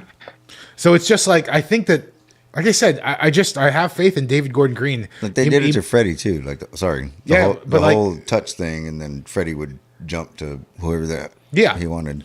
But I think they were trying to do like a realistic take on Michael Myers, at least. But somehow that all got screwed, And I think if they just let David Gordon Green make his Michael Myers trilogy, I think we would have had something way more special. Instead, we've got like kind of compromised movies. How did we go full circle in this trilogy that we're sitting? What year is it when we have a Halloween 2 and there's going to be a Halloween 3, but there's going to be no Michael Myers in Halloween 3? Which one are we talking about? Right? In Season of the Witch, the director won, and now this time it sounds like the studio. No, we tried that before, and it didn't work. We need Michael Myers. They wanted Michael Myers back, and we're getting Michael Myers. Follow the money. I could see a version where, like, maybe Corey finds Michael Myers' mask or his dead body or something like that, somehow gets his hands on the mask, and then it goes from there, and he becomes the next Michael Myers. But I don't think there was the addition of finding him in the cave, and they have this whole buddy. It was like RRR, like somebody saw RRR, and the day after they wrote these reshoots to Michael Myers. Right. It's like, let's make them buddies, and they fight together. They murder together. It definitely had an old young Batman training vibe to it as well. There was a lot of in there, but that would have been cool. That would have been cool if he found his body, and you just saw it, and you just saw the mask getting picked up, and you would have had no way of knowing if that was Michael Myers that died, or how Michael Myers died. And that could have been how the evil, you can't, like the ending says, it's like evil never dies, it just changes shape. It would have actually fed right into their ending log line. Him going into the meat grinder at the end. Him going into the meat grinder at the end, to me, is David Gordon Green saying, I said, kill him. Yeah. We wanted to kill him early. Now we're killing him for real. Keep your money. I'm not writing. Get it? That was the whole idea. Shit, we're out of here. Well, there's something else that's going on here, too. Because the trilogy opens on the mask. The mask is the thing that makes the person that is Michael Myers again, because the psychiatrists come to the crazy bin, they bring the mask, they hold it up. That's how the trilogy starts. This is probably meant to be a trilogy of the mask and how the mask is Michael Myers. Because in the first movie, that movie's sick, but Michael Myers is like a bumbling, he's old. Speechless. He's so good at he's always looking confused at what's going on now. Yeah. Ooh. And then he finds but the mask, he gets the mask and then he sees the knife and he's like, oh, I remember. Did he feel it? Did you feel like he was hulking up a little bit? Did it feel like 88 Hogan when Corey held the bad cop to him and he stabbed him and then all of a sudden he went like he started bowing up? It's like, oh, the Hulkster knows what he's got to do. I feel like he started bowing up, and I was just like, man, they sold that really much. That the killing is making him stronger, which again then got me thinking. Okay, they are going to go a little bit into mysticism. Yeah, can't you just picture Danny McBride writing that scene? Yeah, you just start hulking up like just start hulking up like just pump up, just getting your Michael Myers power back. I think that man, like I said. David Gordon, have you ever seen Joe? Have you guys seen Joe? One of my favorite movies of all time. He's a great filmmaker. I don't think he would botch these movies. He probably had a solid plan. They got compromised, and it sucks because of that. I think they're I think they're still good, and I think they're going to get better over time. But well, that's the thing. The movies themselves, but it's not going to go away. Good. You don't think it's going to? Oh no, it's done. All right, I think it's done. Really? I don't think they. If they try to revisit this franchise, it'll be something completely different. But I don't. Here you go. I got a spot for us. If anybody wants to play this, all right. Book in the next Halloween reboot. How would you book the next Halloween reboot? I have one. You got one? I'll have one, so I'll start. Okay. Start us off, man. Start us off. They do. Here's my reboot for Halloween. Michael Myers becomes a TikTok trend. And people start wearing the mask and doing crazy shit and killing people. And so people everywhere are getting stalked by Michael Myers as TikTok pranks. That would be solid. Yeah, I would totally. Like That's except that's he's actually killing them. No, it's everybody else doing the TikTok prank as Michael Myers. Oh snap! It's so you're leaning into Michael Myers is not only the virus, he's literally a digital virus. Like I'm doing a spin-off of what they did in Halloween Ends, but pushing it onto TikTok. Oh, they tried this in Superman 3, and it didn't With Tar. I think leaning into the social media. I get it. I think it would work. I think the TikTok as a TikTok trend would work. I think more people would relate to it. My twist on this is, Mike, we already talked about this. I would go back to the original idea that John Carpenter had. And this was going to be one story, and every Halloween there was going to be a different story. But the difference is, and then you find the best of both worlds. I say lean into the mask. Like, kind of like there was a movie that was called The Gun, right? And it just followed the gun around. I like the idea of every Halloween somehow this mask pops up. And I know it sounds a little bit too Jim Carrey, the mask, when you put it on, you're not going to turn green. But I think a version of that, so you get the best of both worlds, right? There's people imitating Michael Myers, but it's the mask. Or it's like Tales from the Dark Side. Tales from the Dark Side. Like that was always different. But the mask is there. Yeah. But the mask is what it interweaves them. Let's follow my friends, kitties. Are you staying up late on a Friday night?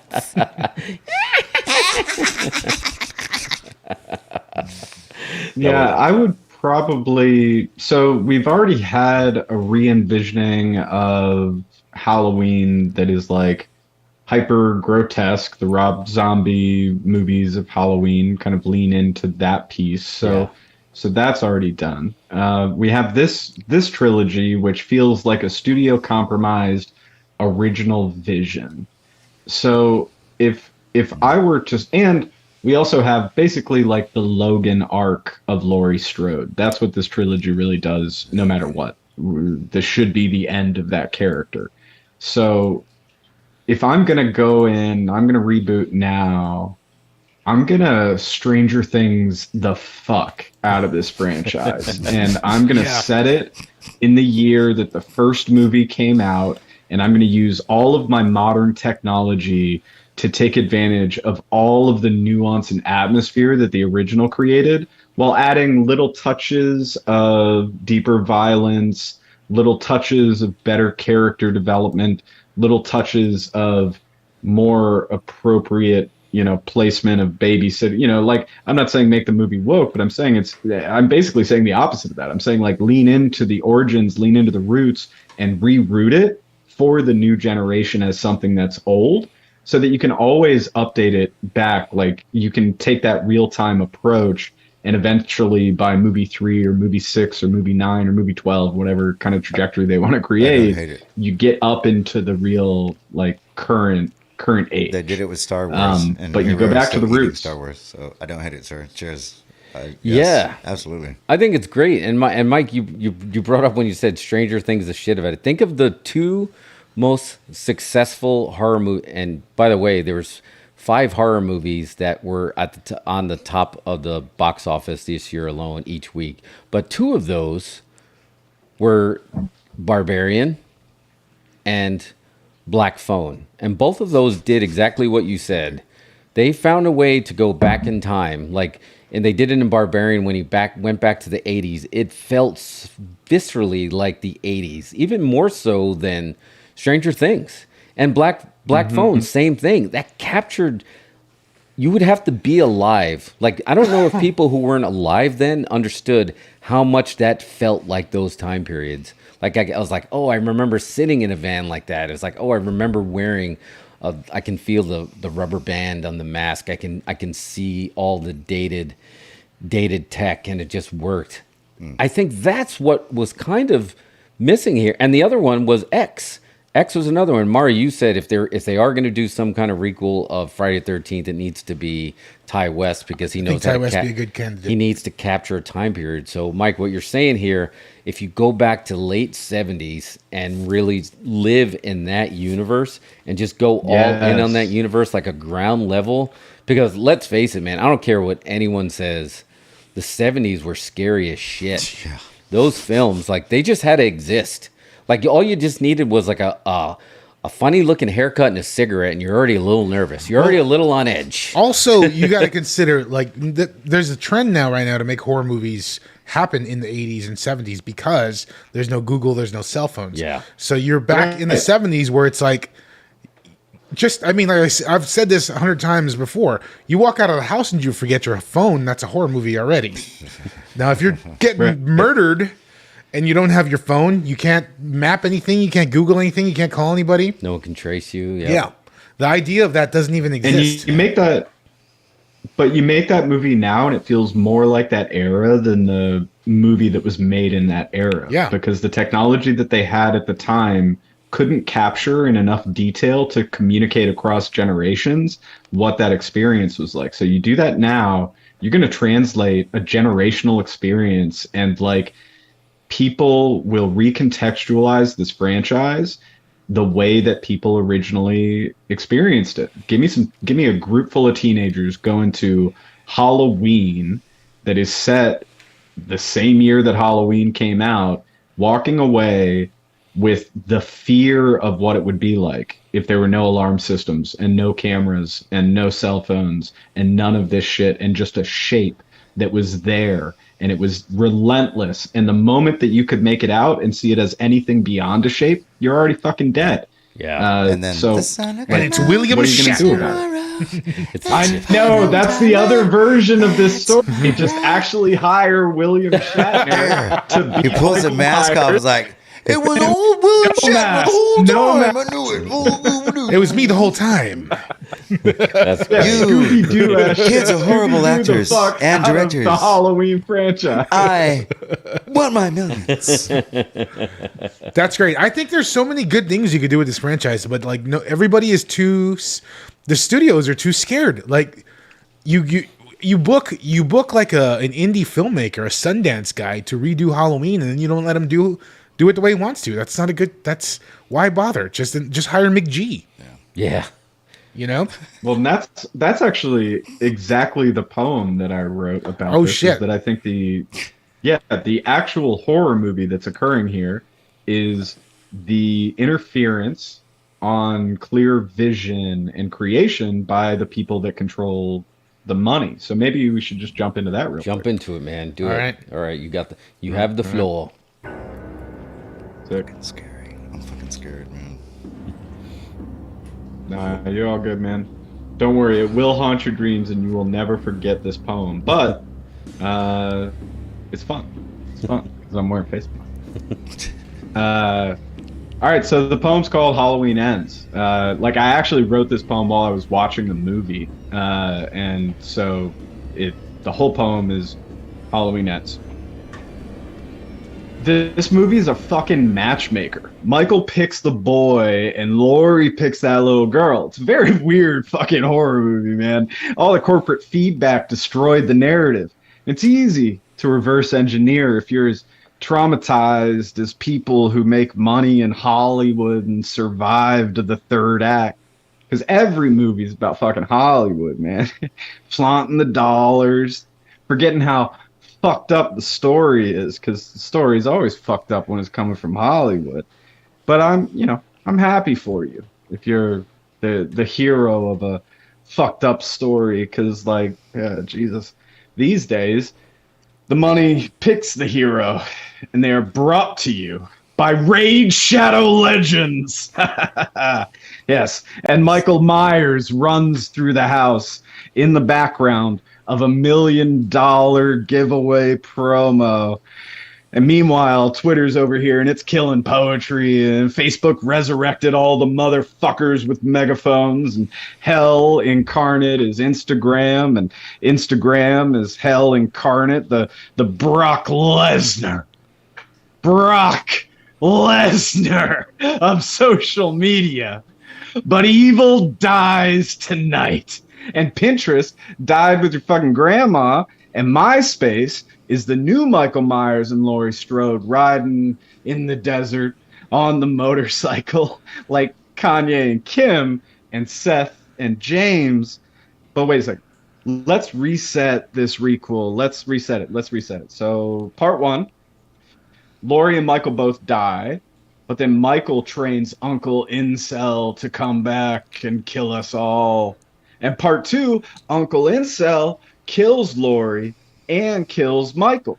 I think we actually like literally told the story of this trilogy that I'm telling in the poem right now, which is exactly the plan.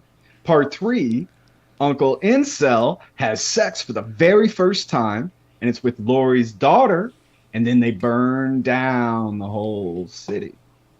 So click that subscribe and hit that like if you've had fun, because I'm already fucking dead, man. So no bother. Either way. But maybe I'll come back to life if you hit that fucking subscribe, and maybe I will make it to the next trilogy if you hit that like. But spoiler warning, man. We all die. We're all forgotten. And even if you survive the bloodbath, and for the rest of it, when you see something beautiful, you see it dead too. Because we're on the clock, man. We're all things at once. We're dead and forgotten and barefoot on Bergen Street, hoping to be so good. And downstairs at the kitchen table, when Frank fires a shotgun with his toes, we're online and we're subscribed to Disney Plus. And when the explorers witness the ruins, every digital piece is long gone, and most of the digital stuff is long gone, and that apartment's fucking, oh God, it's rubble, baby. It's rubble. It's beneath the foundation. So go fuck yourself. Go fuck yourself is a mantra that we should all say to ourselves to survive. Live the good life.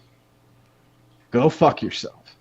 And meet me in the comment section of this Halloween Kills commentary, and hit that fucking like and hit that fucking subscribe. And together, we're going to start the infinite loop. We're going to start that infinite loop of nothing by having time to care about any of this fucking shit, man. Or the loop is infinite, and here I am, 2 stories off the ground, riding the wave with the boat in the bathtub, surviving on my own, man. I'm surviving on my own. Yeah, I tied this tie myself.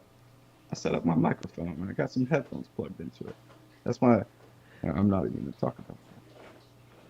But I'm witnessing the Big Bang over and over. And I'm rewatching the whole saga. And I'm still not really getting it. Wait a second. Can we try this again? Hold on. I'm witnessing the Big Bang over and over. And I'm rewatching the whole saga. Still not getting it. But can we try this again? And again. And again. Oh, I'm sorry. It's time for an ad break. Sorry. Sorry about that. But it was really nice to have 90 seconds to reflect on how much we have spent to get here. And it seems like a pretty good deal. Bunch of years, few dollars. Seems like a pretty good deal. But if you think it seems like a pretty good deal, you will pay later. But first, another ad break. Yeah, baby. Fucking ad breaks. And then some viewership fall off. And then it's a really tough time of year. And then I'm calling you at 12:30 because no one else is picking up. Stacy is dead. And Michael is dead.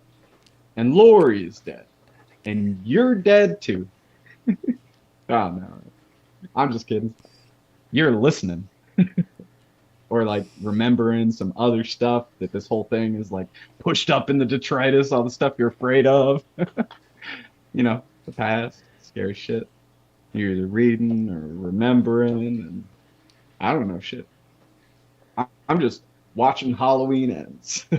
I'm writing you this letter, and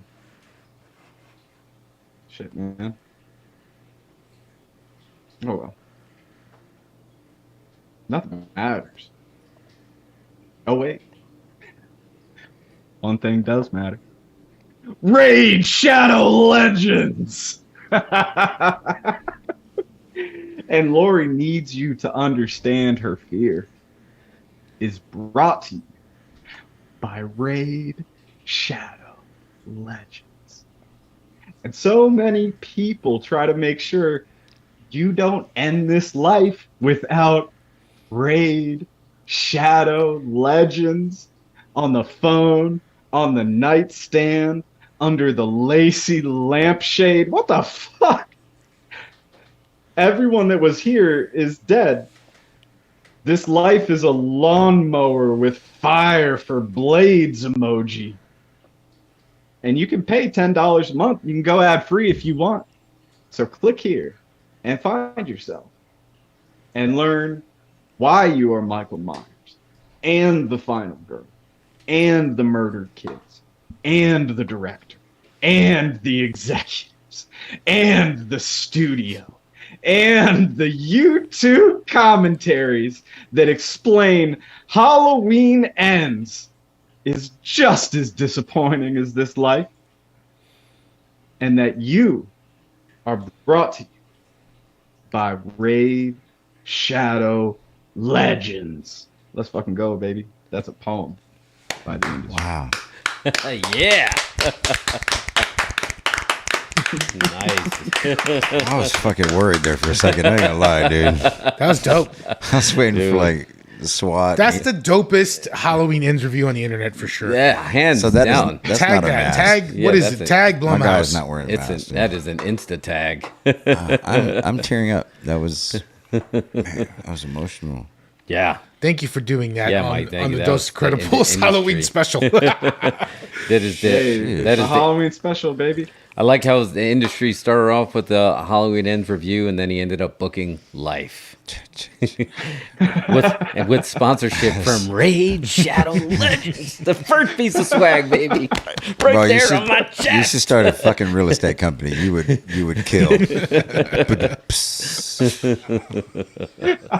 You could bury him like in Poltergeist. You said you moved the bodies. You You said you moved the bodies. Headstones. This is what I live in. Okay, this. Fucking Rage. All right, you want to do a quick? You want to do a quick BRB, and then we'll regroup. Yeah, come I right want to back? follow that. Yeah, we don't want to follow that. Let's do a quick. We need a breather match. Yeah. 'Cause that was a big spot. Be right back, folks. BRB. Yeah. Man. The Halloween Hall of Fame will continue after these messages. The Halloween experts at Magic Manor have everything you'll need this year, including actual character masks from famous motion pictures. And they can show you the proper application of makeup to impress that special someone. Magic Manor's professional hand-painted custom masks start as low as $250. This Halloween, remember Magic Manor. Wigs, masks, makeup, costumes, shockingly authentic. Magic Manor, East Wind Mall.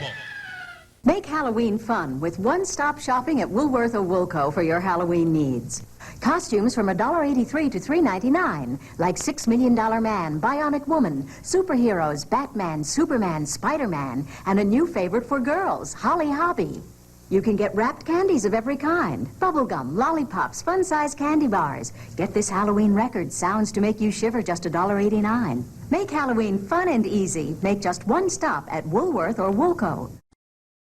Great Halloween parties begin at Walgreens. Candy, party decorations, masks, costumes, makeup. Everything you need for Halloween fun now at Walgreens. I'm Freddy Krueger, and you're invited to my special get-together. But beware, you may never leave. Dial this number now. I've got some grisly new tales for you. And if you're one of my lucky callers selected at random, you'll talk to me live while you're awake and safe. So dial this number now if you dare. Talk to me live. Freddy Krueger is waiting just for you. $2 for the first minute, 35 cents each additional minute. This morning, Billy looked like any other boy, but as the moon rose, he turned into a werewolf. He used new Pa's Halloween makeup kits. His friends did too. Look, Mike's a vampire.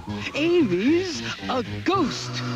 Pa's makeup is safer than masks. It never blocks vision, and it's hypoallergenic too. So watch your kids turn into the creatures they really are with new Pa's Halloween makeup kits.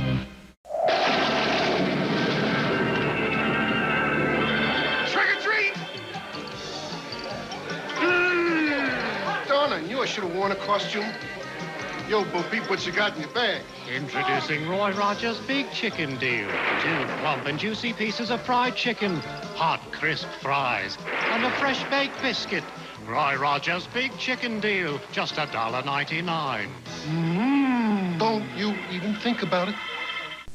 Halloween's coming. What are you going to do about it?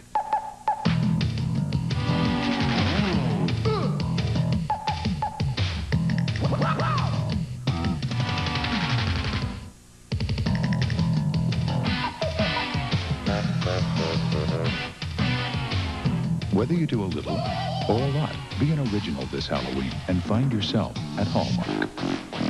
Hallmark has a way. And at participating Hallmark stores, get your hands on the spooky sounds tape, full of creepy sounds and Halloween theme songs. $1.95 with any $5 Hallmark purchase, only at participating Hallmark stores. It's a scream.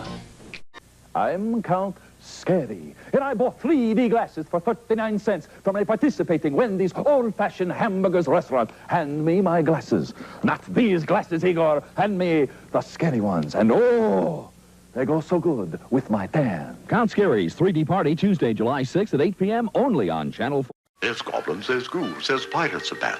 Halloween's coming, the trick-or-treaters are out. But look at that witch on Halloween night. She's the first one with a blinking pumpkin light. Pumpkin light flashes so everyone knows she is near. Pumpkin light makes Halloween safer and scarier this year. And pumpkin light safer for a spooky pumpkin too. Just pop it right in and watch your pumpkin go boo. Pumpkin Light is available at Osco, Purity Supreme, Spags, and Leeward's.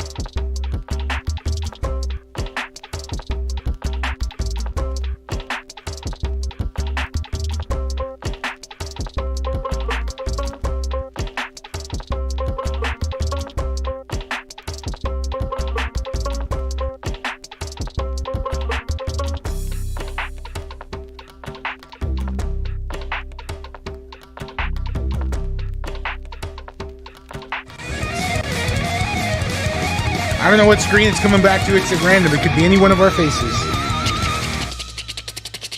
Chat roulette. It's all of them. All right, welcome. So we are we're decompressed from our high spot, and I think we're ready to go home. I'm giving the Iggy. So we got one final spot for our Halloween special, and Mario, we're going to start with you. JJ, if you're watching, this is the segment that you gave birth to. Why aren't you watching Halloween Edition? Good stuff. All right, So, who's yeah. gonna go first? Dude, we're gonna give you the honors. You start first. You just do. Oh man, and I wish I had the image. Wait, hold on 1 second. Keep on. I'll describe it. Gonna Okay, keep so on, keep on. you know, I've told you many times that my favorite Halloween movie is Return of the Living Dead. Yep. I think that's like the ultimate Halloween kind of experience movie. And I recommend folks watch it. One that I feel is like underwatched, and maybe it's not underwatched. Maybe people just like it and don't really mention it. But have you ever seen a horror film called May? May. No, I've not. Not since June didn't talk to me. It's called May. Here, I've got the Google images up. So it's Wait, what is May? Why is May split faced? May is about a young alienated young woman who has no friends and is like super isolated and is best friends with a doll that her mother gave her as a gift. Is that doll? Yeah, it's you kind of have to, like, the first 20 minutes of the movie are different than the rest of the movie. You spend like 25 minutes with May just alone in her sort of like awkwardness, and she sees a boy she really likes and she's trying to like get his attention, and she goes through all of that. She has a crap job, and you really, really just start to identify with her and just kind of like her a lot, you know? And then her sort of isolation, solitude spirals into a more violent and gruesome direction. So it's like it becomes a horror movie at that point. But she becomes June. Yeah, you have to watch this movie for the experience of really, really just liking this girl for the first 20 minutes of the movie, and you're just pulling for her. It's like, oh, May, I hope you can get that guy that you like. Dude who works at the mechanic shop and is really into Dario Argento, but doesn't know anything about Dario Argento. He just pretends to know about Dario Argento. Is that a cheese? But she like really likes him. The cheese, right? And then, she like watches his stupid independent film that he made in college and tells him how much she likes it. She really's into this guy, and she gets rejected, and she starts killing a bunch of people. Anyway. But she's a doll? No, she's a human being. That just looks like a doll. She has a doll in the movie that's her best friend. I got pull this photo up here. You can see here. Oh, yes. Yep. Dolls. It's almost like the doll is there, but I never really watch it for I forget that there's a supernatural doll aspect to the movie. Is that your doll's name? Yeah. Broken neck doll. She's still here. Anyway, that's my why aren't you watching for this Halloween? I highly recommend it. So that was May, because you swerved me a little bit, because I thought you were gonna hit us with another one. So I don't remember May, which has beautiful artwork too. Wow, that poster was incredible. But I thought you were. It's on Shudder this month, y'all. So if you have the Shudder account, check it out. I thought you were gonna go with Terrifier. I did. I didn't get to see Terrifier 2. I saw Terrifier 1, which I watched on Tubi. Shout out to Tubi. I think we should get a Tubi sponsorship. Tubi sponsor. If you have 2 apps and can only afford one, get Shudder and Tubi. Oh, Tubi's free. This is hard. That's like if Dick has 5 apples and he gives Jane 4 apples. 2 apps, pay for one, get Shudder and Tubi. Yeah, it's a hell of a deal. Anyway, they've got good stuff on Tubi. But so was Terrifier ad free on Tubi, or do you got ads? No, there's ads. Okay, there's definitely ads, but they're not. I noticed ads are getting better in the sense that you can skip sooner. I think that would be important. Dude, Terrifier 2 has people throwing up. I'm running out of the theater, which hasn't happened in a long time. I want to go see Terrifier 2, but I'm intimidated by the runtime. It's like 2.5 hours. How do you have a 2.5 hour movie? I mean, horror movies are usually a lock to be 90 to 110. Yeah, 90 to 110. But I watched the first Terrifier in Tubi, and I didn't really know anything about it. Art the Clown, whatever. I've just been hearing about it, and I get it now. It's a thing. Mm-hmm. It's a thing that you can check into and watch, and it's just like, oh, you think it's got the vibe like it's a straight to video Redbox movie, Killer Clown. No, it's a thing. What's the director's name? Damien Chazelle or whatever made a thing. Yeah, it says it right there. And so Terrifier 1 is that one almost broke me. It's so gory, and I think the way that it's directed. They just linger on the gory shots. They don't try to hide it. They try to do them well, or even if they're not that good, but they let them go for a long time. And it's not like a jump scare and Art comes out and like Jason comes out, stab, you're dead. No, he comes out and like stabs you a little bit or cuts a little bit, and just like drags it out. And that's why it's so disturbing. It's like they took a slasher, but every kill has a Saw movie in the middle. You know, it's like it's a thing. He's doing something legit, and I can't even imagine sitting through. I was glad the Tubi had ads because it gave me a break. It's like, damn, it's harsh. They knew where to put it in. Yeah, I mean, Terrifier always struck me as like, what if someone that worked at a traveling haunted house hooked up with a really good filmmaker, and you had the scariest person at the haunted house star in a movie made by that filmmaker. Wow. That, like, Art the Clown feels so real because he feels like someone you could run into by going to the local horror show. They would look exactly the same as Art the Clown, and he plays it that way. But the movie, like, is so well done beyond that, it has no business being that well done. Yeah, for you real. compare it to anything else with 10 times the budget. I mean, Art the Clown, man, most underrated horror movie. Yeah, you mentioned carrier. Gritty. Yeah, Gritty is Gritty is how horror movies are supposed to It's start. the way that he's executing it just works really well. And let's just like imagine, as it is, Art the Clown. You could, like I said, you see the cover of the box, you'd think it's ridiculous. You think, where are you going to meet Art the Clown? At a haunted circus? No, at Denny's. Hell yeah. You know what I mean? After he finished his fucking shift at the haunted circus, he's eating dinner at Denny's. You're there fucking hammered. Yeah. And you look over and Art the Clown sees you, but he doesn't forget you. And just God damn, that was good. And just stares at you inappropriately. Yeah. He enters your Denny's Eating reality. fries with like his tongue, right? Like he's like, like looking at you. The Weekend. Oh, I mean, and it's got that randomness of Halloween that we discussed earlier, where it's just Art the Clown just enters your life, and it's and then the thing that he borrows, I think, from a lot of modern like horror movies, like Ty West. Ty West knows how to use a gunshot, and I think they borrow that because they give Art the Clown some gunshots, and it's like you don't see Michael Myers just pull out a gun and say, well, I'll just shoot you now. Yeah. I don't have a knife, so I'll just shoot you. And Art the Clown does stuff like that. And then it's just like, there's that one, I think he runs out of bullets and he just it's like Reservoir Dogs. He leaves and the person is still there dying, gets bullets, and comes back. And then like, you know what I mean? It's like that. There's a filmmaking going on there. Wow. Yeah, that's terrible. Again, I guess that lives up to the name, because think about that. If you're there, you're suffering, you're struggling, and you think they left, and then they come back. Yeah. And then it's literally, that's the sleep paralysis feeling, right? When you're like, okay, I'm awake. No, shit, I'm dreaming again, and it's all coming back, and you get that paralyzing fear that comes back. And Mike, you nailed it. It's probably the scariest people performing are probably never see on film because they're at some random haunted house in some small little town scaring the shit out of somebody.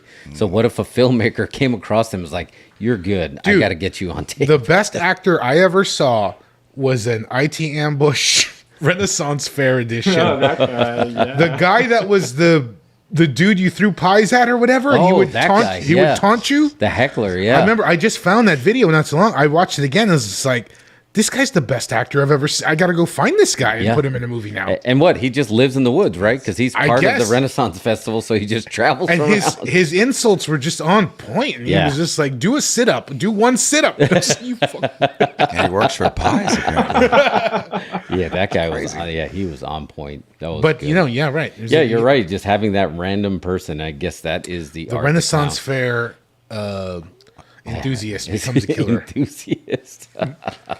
All right, Chuckles, you're Sell up. that to Rob Zombie. No kidding. You're up. What should we be watching Halloween edition? You said, and yours is going to be interesting because you took a break from slasher flicks, but that's okay. Like, shout out to the Video Archives podcast. You know, there was a whole debate on, is Dressed to Kill, should that be in the drama or should that be in the horror? That is right. And that was a great, and I thought that was a great. There should probably just be a De Palma section because his movies are kind of just all that are like that. Like that cover itself was just, it's Dressed to kill. black, white, yeah. red. It's like a tuxedo. Yeah. And the blood flowing through the tuxedo. It was like, I don't know what's going on in that movie, but I got to find out. And and then you go down that road of, okay, what other movies do you have Blockbuster on a Friday night? That's right. It's like, I will not rewind this. That's scary shit right there. I will not fucking rewind right now. It's the only 2 movies that are in. I will pay that extra $1. It was worth it. Oh wait, we just found a copy of Tremors 3. No. Oh, that's what that thud was. Yeah. They just returned it. Did y'all ever hang out by the Blockbuster desk waiting for people to turn in movies? Yeah. What was that? What just dropped? Is that Star Trek 4?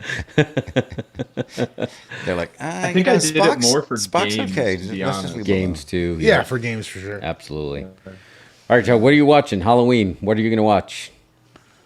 I'm going to watch The Great Pumpkin because it's not going to be the first time televised. It's going to be on Apple TV. You can watch it on your watch. Apple TV only. First time it's not going to be on broadcast television.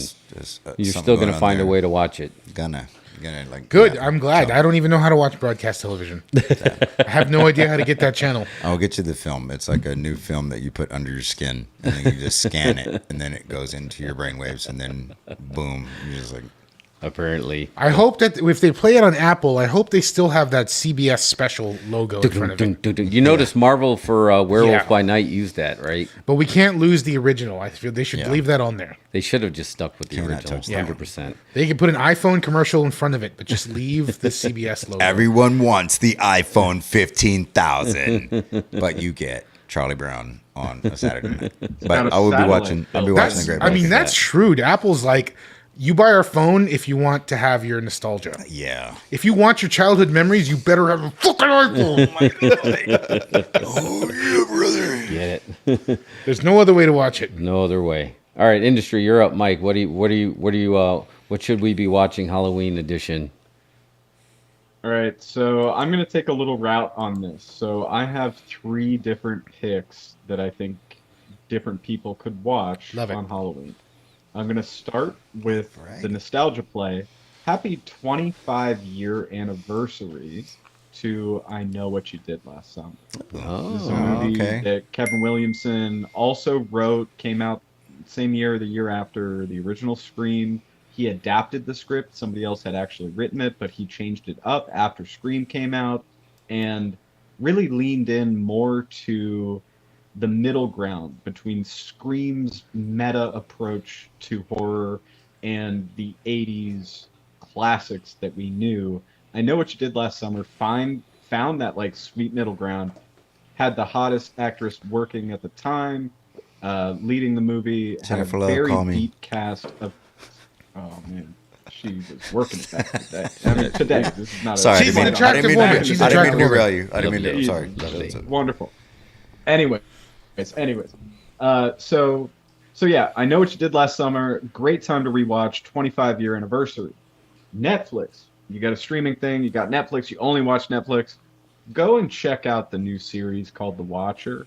It's not the best series that you will ever watch on Halloween, but it's got just enough twists and turns. And if you're familiar with the original story of The Watcher, there's enough reality in this show that you will find yourself looking up what's real and what's not. And I think that's a wonderful way to spend the waning hours of your All Hallows Eve. The third one, people thought I was going to go more wholesome and say Hocus Pocus 2, but I'm not going to say Hocus No, it's full of spells. Yeah, I'm not trying. It'll make your kids woke. Anybody. I know all about it. Well, you guys talked about it before, right? Like they sang that their intro was like, "The witches are back." Oh, fuck that shit. Anyways, there's some Hocus Pocus 2 had some okay things, terrible things. I wish that I was on the line when you guys were talking about that because I have strong opinions. But the third option is Psycho Gorman. Came out. Oh yeah, Psycho Gorman. Oh yeah, Shudder. Yeah, and I think that like if you really want to go find a scary movie that like you can tell all your friends is like, oh my god, this is the scariest fucking movie we can all watch on Halloween, and you put on Psycho Gorman, the rest of the night's going to be a party because everyone's going to be laughing their fucking brains out, and there's going to be gore on the screen while they're doing it. So it's going to feel Halloween-y, but it's really actually funny. So Psycho Gorman, if you want to be the horror aficionado, The Watcher, if you want something new because it's new on Netflix, and I Know What You Did Last Summer, if you want to offer yourself to the nostalgia button. I Know What You Did Last Summer is interesting. I saw that I watched it at the bar not too long ago. There's the bar I go to just plays movies all the time, and they were playing I Know What You Did Last Summer, and it is really good. Like it's a really effective slasher movie. I think Shut up, you can't say anything. it's the thing is, something is good when it gets spoofed forever. If it got spoofed by the Wayans brothers, you know it's good. So it's just like it works a lot. It's got the fisherman gimmick, which I think works well. Is underrated. Yeah, I mean that's a fisherman. God, is a scary dude with hooks and fish hooks. Yeah, hooks and galoshes. The story behind I know what you're waiting. What are you waiting exactly. for? I'm right here. You know the story behind that was that she was supposed to call out. There was a fan on the set the day that they were filming that actual scene, and the fan recommended that she spins around and does the thing that's actually like the classic scene. So that's how organic I Know What You Did Last Summer was. They have these like holy shit, I had no idea. About the best moments about them that it's and like I really think Kevin Williamson in his moment was doing good stuff. You know, I think I love Dawson's Creek. Dawson's Creek was great. Scream is good. Everybody loves Scream, but he's got those other little movies in between, like Killing Miss Tingle and The Faculty. Oh, those are all Miss- quality. Yeah, you know Faculty was sick. Yeah, pretty decent. Faculty works really good. It's like he hooked up with Robert Rodriguez and they kind of made the thing. Didn't they just talk about that on Rick and Morty too? He's like, you're not doing another Faculty, are you?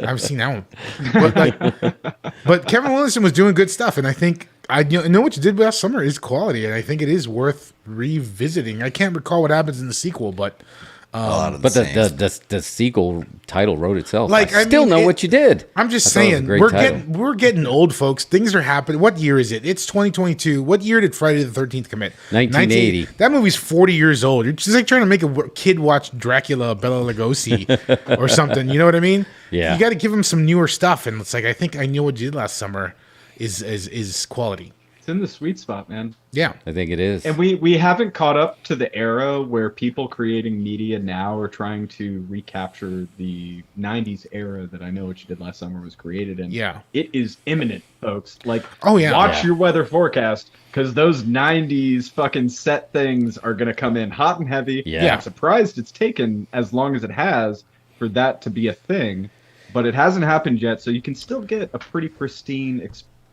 around I Know What You Did Last Summer. I think things the world got sidetracked and lost. It was supposed to be redoing the 90s like a couple of years ago, and it got sidetracked and they couldn't have time to do it. I agree. So it's coming back. Like, you know what's one of the most effective, or at least affected me, twist endings ever is in Final Destination, the last one. I think it's the 3D one. The fifth one. I think it's the fifth one. No, it's not 3D. It's 5. It's the last one. But at the end, the twist is it was a prequel the whole time. And you're just like, yes, that's right. Holy crap. That's right. Yes. I forgot about that. Are you telling me the world has not changed in 10 years? How did you sneak this through? Yeah. I forgot about that. That was awesome that it turned out to be a prequel. We just watched roller coaster. That one's a good one. Set piece. Maybe there was a couple. Right. The roller coaster. No, because I just saw a 3D one at Alamo Drafthouse, and it was the one on the bridge. Maybe they did a couple of 3D. Yeah. No, you're right. So the first one is obviously the plane. The second one is the logs. The on logs. The highway. Yeah. The third. I thought the fifth one was actually the bridge, because I thought I think the fifth one is the bridge. Isn't it like after the third one? What's her name? Claire. Yeah. Claire Rivers is not in it, right? Claire Rivers. She's in the nutty house. She appears in the second one in the padded room, and dies. And the third one is the roller coaster. Because that's Yeah. Final That's Destination where it 3D starts. That's right. with like the roller coaster heading off, right? Man, And we'll then go back and watch these. there's a fourth one. I was actually thinking about Final Destination just because that is a series that fucking holds up, man. There's some This earlier stuff, but that's outside. fun. I said this earlier outside. I was like, man, that's some Final Destination. Final shit right Destination, there. yeah. Well, Mike and we were talking about this. What, was the wind blowing? It's Was the weird, wind yes. blowing? I got all That's tingly. all it takes. The hair stood up on my neck. Yeah, Tony weird. Todd is my neighbor. They don't know that. He just came out and was taking out the trash. He was like, death finds a way. And then he's like, death comes for you Yeah. if you're not ready for it, with like a dead body in his hand and a fucking spike, and he's like, "Ah!" And he's like looking you in the eyes as he's doing it. It's fucking Tony Todd. Tony Todd, legend. Hold my beer. So, and I think you're right. I think slashers don't work, and it's hard to find a new slasher that's like, what's going to be the new great horror icon? I think, we talk about the Mount Rushmore of horror, the Michael Myers, Jason. I think now they are the equivalent of, like you were saying, Universal monsters.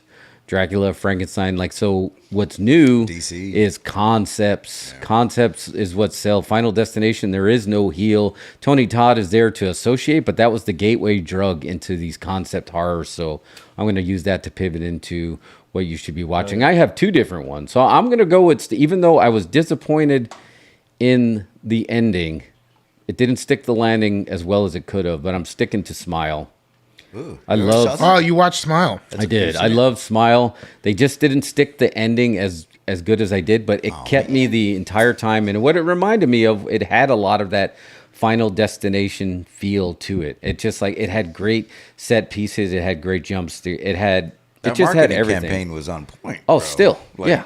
Stand behind home plate and just like. Yeah, just stand there the entire time. And then get asked by security to move. Yeah. That was brilliant. Oh, man. Yeah, it just worked so well. So I reward that film for doing something different. And they did, because it's having like the lowest drop of horror movies this year, like week to week. Well, all the People horror going movies back. are doing really good, aren't they? Yeah, they are. Terrifier is doing really good. Terrifier's doing bonkers. And I was surprised. Terrifier 2, because I heard it's made a few million. I don't know. 5 million, maybe something. But it's super low budget. It was only like a $250,000 movie. Yeah. Wow. So for part 2, and I was like, whoa. And it just goes to show. I mean, it's whether you're talking Paranormal Activity, Blair Witch, over the years, it doesn't take even the original Halloween. It's the concept and the delivery and the execution that's going to get it, not budget. Not throwing money on it is not going to add anything to these films. And I feel like that's what Smile is. I don't even know who was in Smile. They were just like Kevin Bacon's daughter. Is that Kevin Bacon's daughter? Yeah. What? Wow. That's why Kevin Bacon was at Fantastic Fest. He was there for the premiere. Oh, Kevin okay. Bacon Of his figure. daughter's There you go. movies. You called it full circle. I didn't know that. Freaked So out. that is, I am definitely 100% go see Smile. Just be like the ending is, we'll see. I'd be curious to what everyone else thought, but it kept me the entire time. I never looked at my watch, and that's always the tell. But I'm going to do another one because this is a curveball that I literally just found out.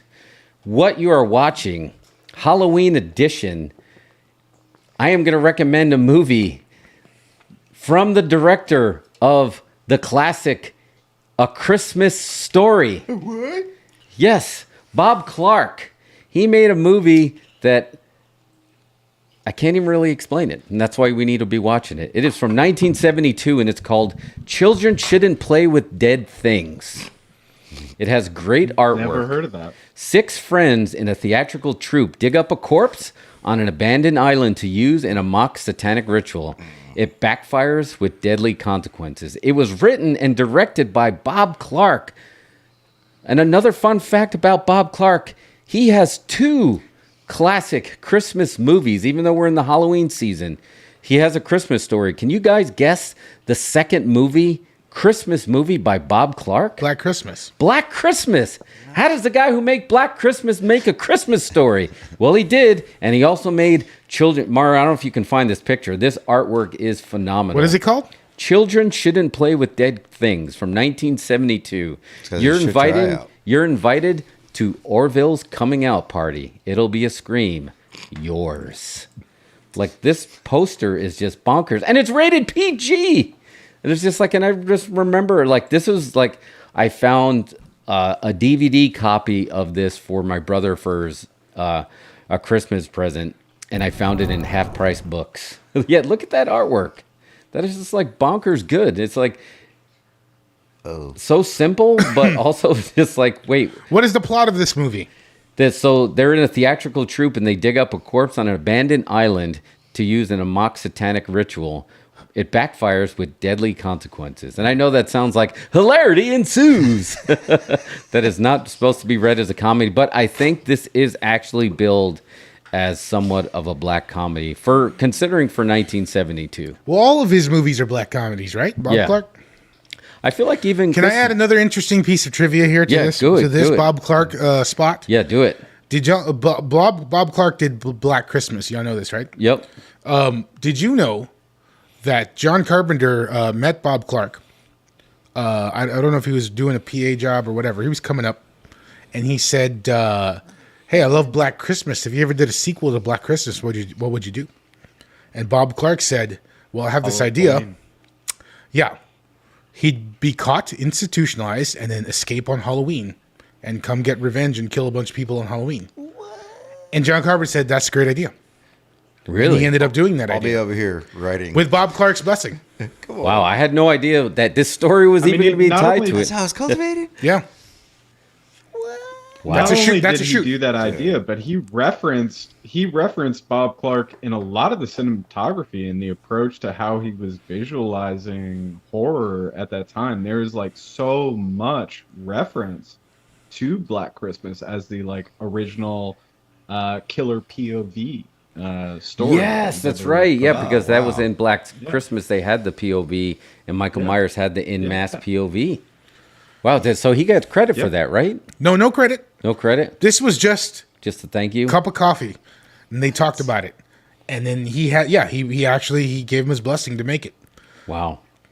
I wonder if he got any residuals afterwards. It's like well, Bob, it's just a conversation, right? I mean, like, how do you get residuals on it? Cocktail napkin. Yeah.